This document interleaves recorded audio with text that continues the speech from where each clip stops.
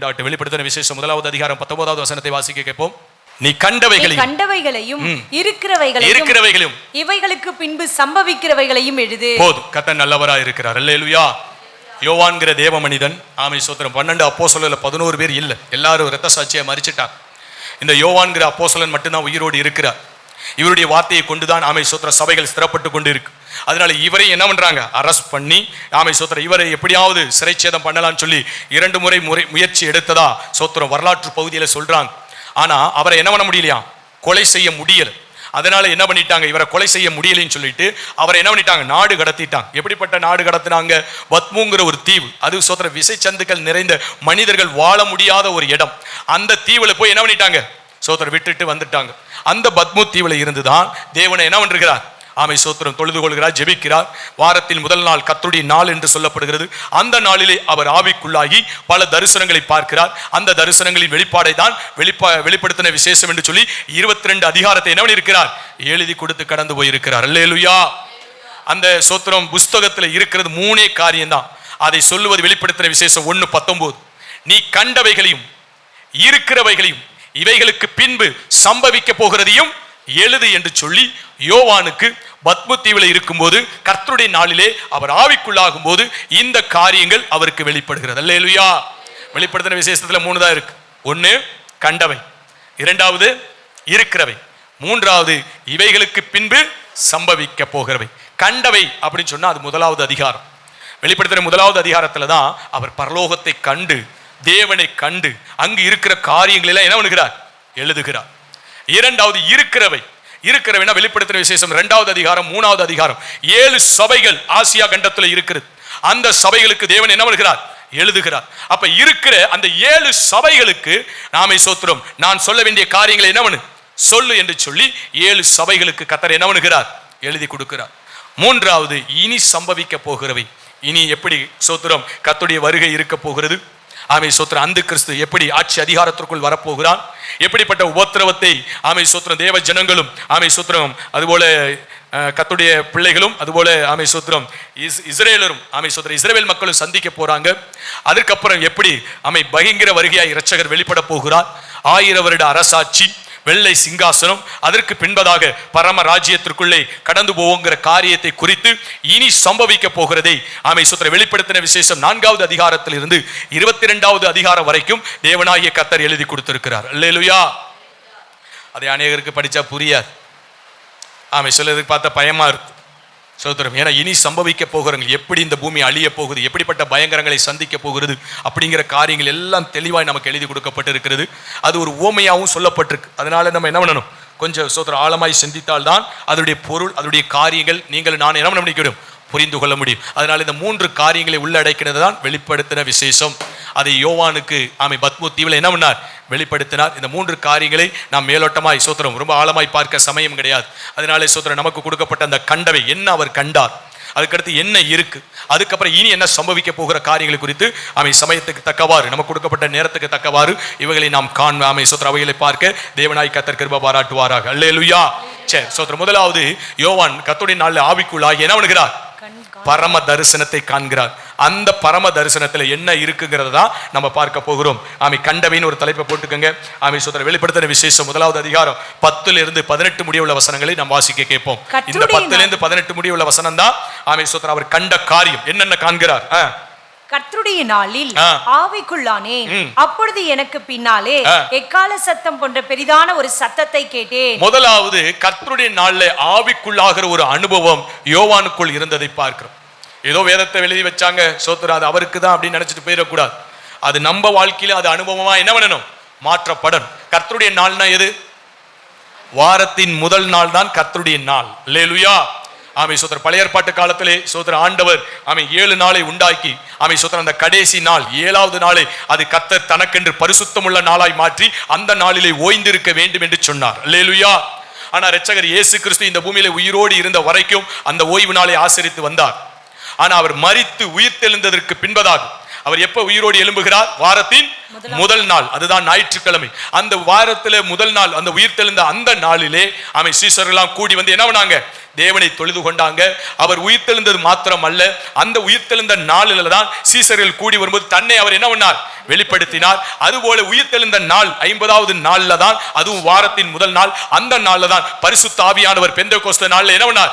இறங்கி வந்தார். அதனால அப்போஸ்தலர்களும் சீசர்களும் அந்த ஓய்வு நாளா இருந்ததை மாற்றி வாரத்தில் முதல் நாளிலே கர்த்தரை தொழுது கொள்கிற ஒரு நாளாக அந்த நாளை தெரிந்து கொண்டார்கள். அல்லேலூயா. அதனால சோத்திரம், அந்த நாள்ல இருந்து இந்நாள் வரை கர்த்தருடைய வருகை மட்டுமாய் எந்த நாளிலே கர்த்தரை தொழுது கொள்ள வேண்டும்?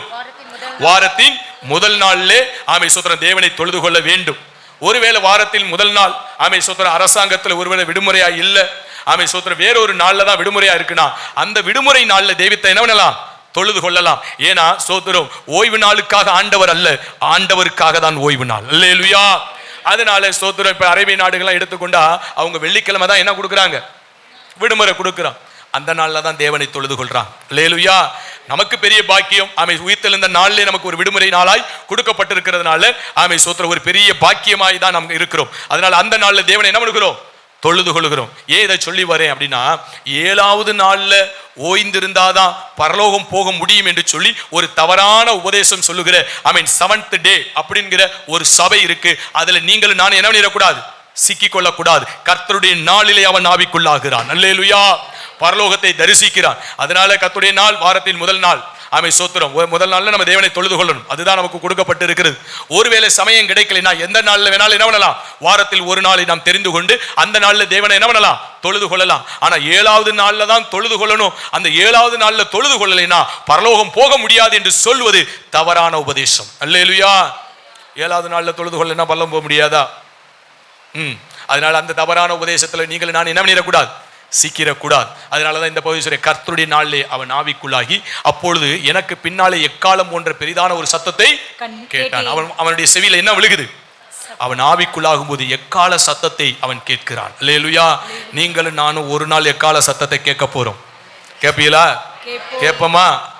அதற்கு தான் கூடி வருகிறோம், அதற்கு தான் சத்தியத்தை கேட்கிறோம், அதற்கு தான் நம்ம வாழ்க்கையை ஒப்பு கொடுக்கிறோம், அதற்கு தான் அர்ப்பணிக்கப்பட்ட ஒரு வாழ்க்கைக்கு நேராக நாம் கடந்து வருகிறோம், அதற்கு தான் கர்த்தருடைய பிரமாணங்கள், சத்தியங்கள், உபதேசங்களை கை கொண்டு ஜீவிக்கிற இடத்திற்கு நீங்களும் நானும் ஏன் கடந்து போகிறோம்? அந்த எக்கால சத்தம் நம்முடைய செவிகளிலே விழணும். அல்லேலூயா.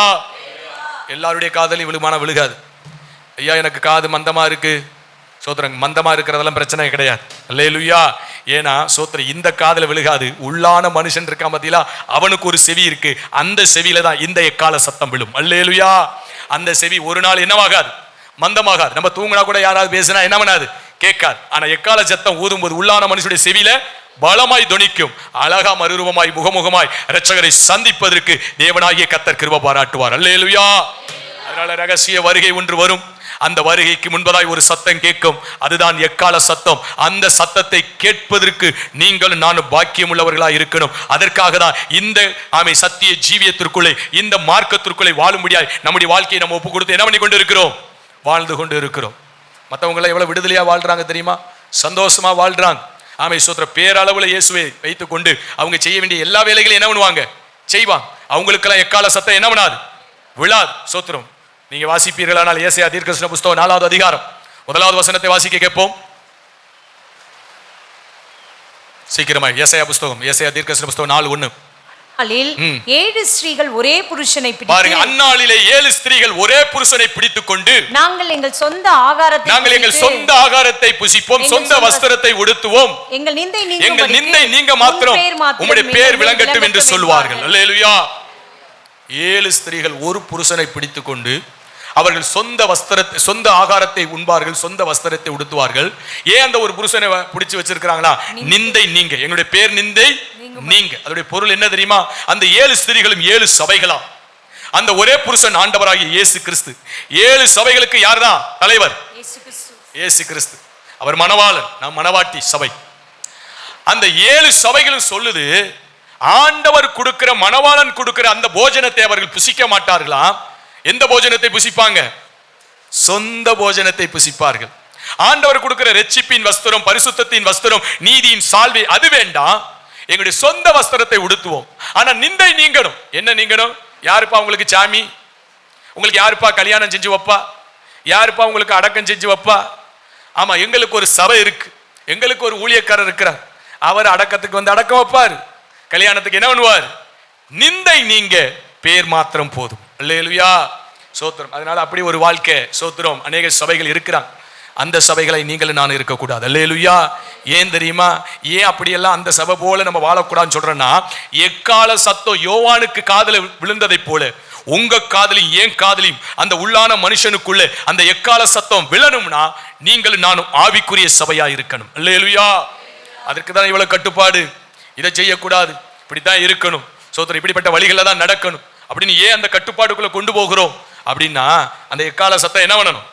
கேட்கணும். அல்லேலூயா. அதனால சபைக்குள்ள இருக்கிறோம், கட்டுப்பாடுக்குள்ள கொண்டு போகிறோம். நீங்க ஒப்பு கொடுத்து வரணும்ல. அல்லேலூயா. சோத்திரம். ஆவியானவர் கட்டுப்படுத்த விரும்புவார். நீங்க கட்டுப்பாடற்றவர்களாய் போயிடக்கூடாது. சோத்திரம். அப்படிப்பட்ட இடத்துக்கு போயிட்டா எக்கால சத்தம் துணிக்காது. அதனால யோவானுடைய செவிகளில் எக்கால சத்தம் விழுந்ததை போல ஒவ்வொரு நாளும் ஜெபிக்கணும். ஆண்டவரே, உங்க வருகைக்கு முன்பதாய் ஒரு சத்தம் எக்காலம் துணிக்கும், அந்த சத்தம் எனக்கு துணிக்கணும். அல்லேலூயா. அந்த இடத்துக்கு வருவதற்காக தான் நம்ம என்ன பண்றோம்? கூடி ஆராதித்து கர்த்தருடைய வார்த்தையை கேட்டு உலகத்திற்கு முக்கியத்துவம் கொடுக்காம தேவனுக்கு முக்கியத்துவத்தை கொடுத்து அவருக்கு பிரியமாய் ஜீவிக்கிற இடத்தை நீங்கள் நான் என்ன பண்ணுகிறோம்? தெரிந்து கொள்கிறோம். அந்த சத்தம் கேட்கிறவங்க தான் மறுரூபமாவாங்க. அல்லேலூயா.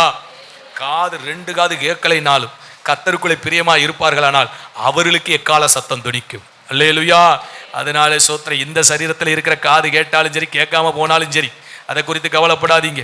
ஐயோ எனக்கு காது மந்தமா இருக்கு, வயசாகி போச்சு, அந்த எக்கால சத்தம் காதுல கேட்குமான்னு கவலைப்படாதீங்க. இந்த காதை குறித்து தேவன் சொல்லல. உள்ளான மனுஷனுக்குள்ளே ஒரு செவி இருக்கு, அந்த செவியில எக்கால சத்தம் கேட்கும். அது கேட்ட மாத்திரத்துல நம்ம ஆட்டோமேட்டிக்கா விழிச்சிருவோம். ஆமே சுத்தம். ஆட்டோமேட்டிக்கா மறுரூபம் ஆயிருவோம். முகமுகமாய் இரட்சகரை என்ன பண்ணுவோம்? சந்திப்போம். அவன் கர்த்தருடைய நாளிலே ஆவிக்குள்ளான போதுதான் அவனுக்கு எக்கால சத்தம் கேட்குது. அல்லேலூயா. அப்ப நீங்கள் நாளும் கர்த்தருடைய நாளில் என்ன பண்ணணும்? ஆவிக்குள்ளாகணும்ல, அபிஷேகத்துல நிரம்பணும்ல. எக்கால சத்தம்னா சும்மா கேட்குமா? ஆவியில நிரம்பணும். ஆவி சோத்திர அபிஷேகத்தை பெறணும். அந்நிய பாஷையின் அடையாளத்தோடு என்ன பண்ணணும்? தேவனை தொழுது கொள்ளணும். ஆமை சோத்திரம். இப்படி காலங்களை கடத்திட்டு போயிடக்கூடாது. அநேக ரட்சிக்கப்பட்டு ஞானஸ்நான நீதியை நிறைவேற்றி ஆமை மனம் திரும்பி பாவம் மன்னிப்பு நிச்சயத்தை பெற்றுக் கொண்டிருக்கிறாங்க. ஆனா பரிசுத்தாவின் அபிஷேகத்தை பெறாம பல வருடங்கள் என்ன பண்ணி கொண்டு இருக்கிறாங்க? கர்த்தர் வருவாரே, எக்கால சத்தம் துணிக்குமே. ஆவிக்குள்ளாகிறவர்களுக்கு தான் அந்த சத்தம் கேட்கும். அல்லேலூயா. அததான் யோவான் சொல்லும்போது 3வது அதிகாரம் 5 இப்படியாய் சொல்லுகிறது. ஆமீன். ஒருவன் ஜலத்தினால் ஆவியினால் பிறவாவிட்டால் அவன் தேவனுடைய ராஜ்யத்தை காண மாட்டான், தேவனுடைய ராஜ்யத்துக்குள் பிரவேசிக்க மாட்டான் என்று யோவான் 3:3-3-5 சொல்லுது. அல்லேலூயா. வாசிங்க. அவனுக்கு பிரதியுத்தரமாக, ஒருவன் மறுபடியும் பிரவாவிட்டால் தேவனுடைய ராஜ்யத்தை காண மாட்டான் என்று மெய்யாகவே மெய்யாகவே உனக்கு சொல்லுகிறேன் என்றார். இயேசு பிரதியுத்தரமாக, ஒருவன் ஜலத்தினாலும் ஆவியினாலும் பிரவாவிட்டால் தேவனுடைய ராஜ்யத்தில் பிரவேசிக்க மாட்டான் என்று மெய்யாகவே மெய்யாகவே உனக்கு சொல்லுகிறேன். ஆண்டவர் வெரி வெரி இம்பார்ட்டன்ட் சொல்லிட்டார். மெய்யாகவே ஒரு வார்த்தையை போடுறார், அடுத்து இன்னொரு வார்த்தையை மெய்யாகவே போடுறார். எப்ப பார்க்கவும் முடியாது, உள்ள பிரவேசிக்க முடியாது. அதனால ஒருவன் ஜலத்தினால் மாத்திரமல்ல, ஜனம்னா நம்ம ஞானஸ்நான நீதியை நிறைவேற்றுவது, ஆவியினால் பிரவேசிக்கணும், ஆவியில பிறக்கணும். அப்படின்னா அபிஷேகத்தை நீங்கள் நாள் என்ன பண்ணணும்? பெற்றுக்கொள்ளும். பெற்றுக்கொண்டவங்க கர்த்தருடைய நாள்ல, வாரத்தின் முதல் நாள்ல ஆராதனையில கூடி வரும்போதெல்லாம் நல்லா கரத்தட்டி ஆவியில நிரப்பப்படணும். அல்லேலூயா. இல்லைன்னா எக்காலம் சத்தம் துணிக்காதே. அப்ப யோவானுடைய வாழ்க்கையை பார்க்கிறோம்ல, கர்த்தருடைய நாள்ல அவர் ஆவியில நிரம்புறாரு, அவருக்கு எக்கால சத்தம் துணிக்குது. அப்ப நம்ம பிள்ளைகளுடைய செவிகளை எக்கால சத்தம் துணிக்கணுமே. அதுபோல சோத்திரம் தாய் தகப்பனாருக்கு எக்கால சத்தம் துணிக்கணுமே. ஆமை சோத்திரம் புருஷனுக்கு எக்கால சத்தம் துணிக்கணுமே, மனைவிக்கு எக்கால சத்தம் துணிக்கணுமே. ஆமை சோத்திரம். அப்ப சோத்திரம் சபைக்குள்ள வந்திருக்கிறோம், ஆனா வந்த நமக்குள்ள எல்லாருக்குள்ள எக்கால சத்தம் துணிக்குமா? அந்த ஆவியின் நிறைவு இருக்கா? அந்த அபிஷேகம் இருக்குதா? சோத்திரம். ஒருவேளை அப்படிப்பட்ட ஒரு அனுபவம் இல்லைன்னா இந்த நாள்ல தேவ சமூகத்துல ஜெபிக்கணும். ஆண்டவர் எப்படி ஆயில் என்ன பண்ணணும்? அபிஷேகம் பண்ணிருங்கப்பா. ஆண்டவரே ஆவியில அனலாய் மாற்றிடுங்கப்பா. ஒருவேளை பெற்றுக்கொண்டு அதை இழந்த நிலைமையில இருப்பீங்கன்னா, ஆண்டவர் இனி வருகிற நாட்களை எங்களை உயிர்ப்பித்து அந்த ஆவியில அனலாய் எங்களை என்ன பண்ணிருங்க? மாற்றிருங்கன்னு சொல்லணும். தெளிவாய் நோட்ல எழுதிருங்க. சோத்திரம். ஆவிக்குள்ளாகாம எக்கால சத்தம் கேட்காது. ஆவிக்குள்ளாகாமல் எக்கால சத்தம் கேட்காது. அதனால நீங்களும் நானும் பரிசுத்தாவின் அபிஷேகத்தால் என்ன பண்ணணும்? நிரப்பப்பட்டு கொண்டே இருக்கணும். ஆமை சோத்திரம். ஒவ்வொரு ஆராதனையும் நிரப்பப்படும், வீடுகள் ஜபங்கள்ல நிரப்பப்படும், காலை ஜபத்துல நிரப்பப்படும், ஆவியில நிரம்பி நிரம்பி நிரம்பி அதுல அனலா இருக்கும். அப்படிப்பட்டவங்களுக்கு தான் எக்கால சத்தம் துணிக்கும். அப்பத்தான் நம்ம மறுரூபமாகி முகமுகமாய் தேவனை என்ன முடியும்? சந்திக்க முடியும். சரி வாசிங்க. அடுத்து 11வது வசனத்தை வாசிங்க. வெளிப்படுத்துற விசேஷம் 1:11. அது நான் அல்பாவும் ஒமேகாவும் முந்தினவரும் பிந்தினவருமாய் இருக்கிறேன். நீ காண்கிறதை ஒரு புத்தகத்தில் எழுதி, நீ பார்க்கிறதை என்ன பண்ணணுமா? ஒரு புத்தகத்தில் எழுது. கர்த்தருடைய பிள்ளைகள் ஆமை சோத்திரம் கர்த்தருடைய வார்த்தைகளை சத்தியத்தை சொல்லும் போது சிறு பிராயத்திலிருந்து பைபிள ஒரு நோட்டு ஒரு பேனா வச்சு என்ன பண்ணிட்டே இருக்கணும்? எழுதிக்கிட்டே இருக்கு. சோத்திரம் அவரே எழுதுன்னு சொல்றாருல்ல. சோத்திரம் அன்னைக்கு அப்போஸ்தலர்கள் சோத்திரம் 40க்கு மேற்பட்ட பரிசுத்தவான்கள் எழுதுனதுனால தானே இன்னைக்கு நம்ம கையில பரிசுத்த வேதாகம் கிடைச்சிருக்கு. சோத்திரம் அவங்க எழுதாம போயிருந்தா எப்படி நமக்கு பரிசுத்த வேதாகம் நம்முடைய கையில கிடைச்சிருக்கும்? அவங்க எழுதி கொடுத்த பரிசுத்தவான்கள் எழுதி கொடுத்தது சோத்திரம் இதெல்லாம் நம்முடைய கரங்கள்ல கொண்டு வந்து ஆவியானவர் சேர்த்ததுனாலதான் இன்னைக்கு படிச்சு நம்ம வாழ்க்கையை என்ன பண்ணிட்டு இருக்கிறோம்? சோத்திரம் அந்த சத்திய ஜீவியத்திற்குள்ளே கடந்து போகிறோம். அல்லேலூயா. எழுத படிக்க தெரியலன்னா விட்டுருங்க, இனிமே நம்ம போய் படிக்க முடியாது. ஆனா எழுத படிக்க தெரியும்னா ஒரு நோட்டை எடுத்து என்ன பண்ணணும்? எழுதணும். அல்லேலூயா. சோத்திரம் கடந்த நாட்கள்ல கத்தருக்குள்ள கடந்து போன பரிசுத்தவான் அன்புதாஸ் ஐயா, அவர் டாக்டரேட் வரைக்கும் படிச்சிருக்கிறார். யாருக்கும் தெரியாது. அல்லேலூயா. வெளியில சொன்னதும் கிடையாது. ஆனா ஸ்தோத்திரம் யாராவது ஒருத்தவங்க பிரசங்கம் பண்ணா, உதாரணத்துக்கு நாங்க சின்னவங்க, நாங்க பிரசங்கம் பண்ணாலும் நோட் எடுத்து என்ன பண்ணுவார்? எழுதுவார். அல்லேலூயா. அது ஒரு காரியம் நல்லது. இயேசு கிறிஸ்துவும் சோத்திரம் கையும் மெய்யுமாய் பிடிக்கப்பட்ட இடத்துல அவர் தரையில என்ன பண்ணாராம்? எழுதினார். சோத்திரம் இன்றும் நம்மளை அவர் எழுதி கொண்டே இருக்கிறார். எப்படி எழுதுறார் தெரியுமா? ஆவியானவரை கொண்டு நம்முடைய இருதயத்திலே அவர் தமது வசனத்தை எழுதி கொண்டே இருக்கிறார். அல்லேலூயா. மனதிலே வைத்து இருதயத்திலே வைத்து மனதிலே ஆவியானவர் என்ன பண்ணுகிறார்? மையை கொண்டல்ல அக்னியை கொண்டு கர்த்தர் எழுதுகிறார். அல்லேலூயா. அதனால நீங்களும் நான் என்ன பண்ணணும்? எழுதணும். ஆண்டவர் அங்கே சொன்னார், எழுது அப்படின்னு சொன்னார். அல்லேலூயா. உங்களுக்கு ஒரு தரிசனம் வருதா? ஒரு நோட்டை போட்டு எழுதுங்க, ஒரு தேதியை போடுங்க. உங்களுக்கு ஒரு தீர்க்க தரிசனம் வெளிப்படுதா? அன்னை தேதியை போட்டு எழுதுங்க. சோத்திரம் ஒரு சொப்பனம் வருதா? எழுதுங்க. இதெல்லாம் எழுதி வைக்கணும். எதிர்காலத்தில் சோத்திரம் இப்படியெல்லாம் கர்த்தர் பேசி இருக்கிறார், இப்படிப்பட்ட காரியங்கள் எதிராக நடக்குது, ஆனாலும் கர்த்தர் சொன்னது நடக்கும் என்கிற விசுவாசம் அந்த எழுதினதை படிக்கும் போதுதான் நமக்குள்ளே உண்டாகும். அல்லேலூயா. எங்க ஊழியக்கார சொல்லடே ஒரு சொப்பனம் வந்தா எழுதுனுண்டா, ஒரு தீர்க்க தரிசனம் சொன்னா எழுதுனுண்டா அப்படின்னு சொல்லி. ஆனா அன்னைக்கெல்லாம் எனக்கு அவர் சொல்லி கொடுத்தார், பட் அது எனக்கு புரியல். ஆனா சமீப காலமாக தான் ஒரு நோட்டு போட்டு என்ன பண்ணிட்டு இருக்கிறேன்? எழுதிட்டு இருக்கிறேன். பரட்டி படிச்சா நமக்கே பிரமிப்பா இருக்கு. இவ்வளவு காரியங்களை கர்த்தர் நம்மளை கொண்டு செய்வேன்னு சொல்லி இருக்கிறாரா? அப்ப சூழ்நிலையில் பார்த்து என்ன பண்ணிடக்கூடாது? சோர்ந்து போயிடக்கூடாது. கர்த்தர் சொன்னது நிச்சயமா என்ன பண்ணும்? நிறைவேறும். அதனால சோத்திரம் டெய்லி செய்திக்கு ஒரு நோட்டை போட்டு எழுதுங்க. இதை தாண்டி இன்னொரு நோட்டை போட்டு சோத்திரம் ஒரு சொப்பனம் வந்தா சொப்பனத்தை எழுதி வைங்க, ஒரு தரிசனம் வந்தா தரிசனத்தை எழுதி வைங்க. ஒருவேளை பிரசங்கத்துல சில வார்த்தைகள் திட்டமாய் நமக்கு நேராய் தீர்க்கமாய் வந்தா அந்த வார்த்தை வசனத்தை என்ன பண்ணுங்க? எழுதி வைங்க. அதுபோல தீர்க்கதரிசிகள் நம்மள்கிட்ட வந்து யாராவது கர்த்தருடைய வார்த்தை சொன்னா அந்த வார்த்தையில என்ன பண்ணுங்க? எழுதி வைங்க. அப்பப்போ உபவாச நாட்களை திருப்பி அதுக்காக என்ன பண்ணுங்க? ஜெபம் பண்ணுங்க. அது நம்முடைய வாழ்க்கையை நம்முடைய காரியங்களை பலப்படுத்துகிறதா இருக்கும். அதனால தேவன் சொல்கிறார், நான் அல்பாவும் உபயமாவும் முந்தினவரும் பிந்தினவருமாய் இருக்கிறேன். நீ காண்கிறதை ஒரு புஸ்தகத்தில் என்ன பண்ணு? எழுதி. அவர் எழுதி கொடுத்த புஸ்தகம் தான் வெளிப்படுத்தின விசேஷம். அவர் எழுதலைனா அல்லேலூயா. சோத்திரம் 21 நூற்றாண்டை கடந்துட்டோம். இன்னைக்கு அது நம்ம கையில கர்த்தர் கொண்டு வந்து சேர்த்துட்டாரு. பாத்தீங்களா? சோத்திரம் நம்ம எழுதி வைக்கணும். நம்முடைய பிள்ளைகளுக்கு சந்ததிக்கு ஆவியானவர் கொண்டு போய் சேர்ப்பார். அல்லேலூயா. தேவனுக்கு மகிமை உண்டாகட்டும். தொடர்ந்து வாசிங்க. நீ காண்கிறதை ஒரு புத்தகத்தில் எழுதி ஆசியாவில் இருக்கிற எபேசு, சிமிர்னா, பெர்கமு, தியத்தீரா, சர்தை, பிலதெல்பியா, லவோதிகேயா என்னும் பட்டணங்களில் உள்ள 7 சபைகளுக்கும் அனுப்பு என்று விளம்பினது. நீ காண்கிறதை எல்லாம் எழுதி 7 சபைகளுக்கு என்ன பண்ணணும்? நீ அனுப்பணும். அது சபை பக்தி விருத்தி அடையணும், சபை தெய்வ பயத்திற்குள்ள வரணும், சபை தேவன் விரும்புகிற மனவாட்டி சபையாய் மாறும். கர்த்தருடைய வருகை நாளை சபை மனவாட்டி சபை என்ன பண்ணணும்? சோத்திரம் மறுரூபமாய் முகமுகமாய் சந்திக்கணும். அதனாலே காண்கிறதெல்லாம் எழுதி எங்க அனுப்பு? 7 சபைகளுக்கு அனுப்புன்னு சொல்றார். அப்பொழுது என்னுடனே பேசின சத்தத்தை பார்க்க திரும்பினேன். திரும்பின போது 7 பொன் குத்து விளக்குகளையும் அந்த 7 குத்து விளக்குகளின் மத்தியிலே நிலையங்கி தரித்து மார்பருகே பொற்கச்சை கட்டியிருந்த மனுஷகுமாரனுக்கு ஒப்பானவரை கண்டேன். இந்த எழுதுன்னு சொன்ன உடனே அவர் அப்படியே திரும்பி பார்க்கிறார். ஒரு சத்தத்தை தான் அவர் கேட்கிறார். ஆவிக்குள்ளாகி எக்கால சத்தம். அதுக்கப்புறம் சோத்திரம் தேவன் பேசுகிறார். அந்த சத்தத்தை கேட்ட மாத்திரத்தில் திரும்பின போதுதான் சோத்திரம் 7 குத்து விளக்குகளுக்கு மத்தியிலே நிலையங்கி தரித்தவராய் என்ன பண்ணுகிறார்? இரட்சகர் உலாவி கொண்டிருக்கிறார். அல்லேலூயா. அந்த 7 குத்து விளக்கும் 7 சபைகளாம். 7 பொன் குத்து விளக்கு எதை குறிக்கிறது?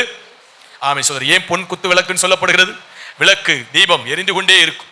சபையிலே அவருடைய ஆலயத்திலே தீபம் என்ன பண்ணக்கூடாது? அணையக்கூடாது. பொன்னுங்கிறது விசுவாசத்தை குறிக்குது. விசுவாசத்திலே கட்டி எழுப்புகிற 7 சபைகளுக்கு மத்தியிலே இரட்சகர் என்ன பண்ணி கொண்டே இருக்கிறார்? உலாவி கொண்டே இருக்கிறார். அல்லேலூயா. சோத்திரம். அப்ப நம்முடைய சபைகளிலே சோத்திரம் அவர் என்ன பண்ணணும்? உலாவி வருகிறார். அதை நீங்களும் நானும் என்ன பண்ணணும்? விசுவாசிக்கணும். ஏதோ பிரசங்கம் நடக்குது சோத்திரம். சில பேர் நினைப்பாங்க ஆராதனையில தான் அவர் உலாவுவார். தேவனை துதிக்கும் போது இறங்கி வந்து கையை தட்டி ஆவியில நிரம்பி சில பேர் அந்நிய பாஷை பேசும்போது ஒருவேளை கர்த்தருடைய ஆவியானவர் என்ன பண்ணியிருக்கிறார்? அப்ப மட்டுமில்ல, பிரசங்கிக்கும் போதும் உலாவிக்கிட்டு தான் இருப்பார். அல்லேலூயா. சோத்திரம். அதனால நிர்விசாரமாய் நீங்களும் நான் என்ன பண்ணிடக்கூடாது? இருந்து விடக்கூடாது. ஜாக்கிரதையாய் கர்த்தருடைய வார்த்தையை கேட்கிறதுல நீங்களும் நானும் எப்படி இருக்கணும்? கவனமா இருக்கணும். அவர் 7 பொன் குத்து விளக்கு மத்தியிலே உலாவுகிறவர். அவர் சபையின் நடுவிலே என்ன பண்ணிக்கிட்டே இருப்பார்? நம்ம என்ன யோசிக்கிறோம், என்ன பண்றோம், சோத்திரம் கவனிக்கிறோமா, கவனிக்கலையா, ஜாக்கிரதையா இருக்கிறோமா, அஜாக்கிரதையா இருக்கிறோமா, நிர்விசாரமா இருக்கிறோமா, பக்கத்துல பேசுறோமா, இல்ல மேல கீழே பார்த்துக்கிட்டு இருக்கிறோமா, எல்லாவற்றையும் அவர் என்ன பண்ணிக்கொண்டே இருப்பார்? நம்மத்திலே உலாவி அவர் கவனித்துக் கொண்டே இருப்பார். அல்லேலூயா. அவர் நம்ம மத்தியிலே இருக்கிறார்ங்கிற ஒரு சிந்தை இருக்கணும். நம்மத்திலே உலாவி கொண்டு இருக்கிறார். ஒருவேளை நமக்கு கண்ணுக்கு புலப்படாமல் இருக்கலாம், ஆனா அவர் சோத்திர தேவன் தம்முடைய சபையிலே அவர் உலாவி அவர் ஆசீர்வதிக்கிற தேவனாய் இருக்கிறார். அல்லேலூயா. அப்ப அவர் 7 குத்து விளக்கு மத்தியிலே அவர் என்ன பண்ணிட்டு இருக்கிறார்? நிலையங்கி தரித்தவராய். நிலையங்கி அப்படின்னு சொன்னா சோத்திரம் கைகள் கால்கள் விரல்கள் மட்டும்தான் தெரியும், கழுத்து தெரியும், கைகள் தெரியும், கால்கள் தெரியும். ஒரே வஸ்திரமாய் நிலையங்கி வஸ்திரமாய் என்ன பண்ணிருப்பார்? சோத்திரம். அந்த வஸ்திரத்துக்கு பேர் தான் நிலையங்கி வஸ்திரம். அப்படின்னா என்ன? வஸ்திரத்துல ஒரு ஒழுங்கு இருக்குங்கிறதை கர்த்தர் சொல்லி கொடுக்கிறார். சபைக்கு வரும்பொழுது அவர் சபை நடுவிலே உலாவும் பொழுதே அவர் நிலையங்கி தரித்தவராய் என்ன பண்ணுகிறார்? உலாவுகிறார். சோத்திரம்.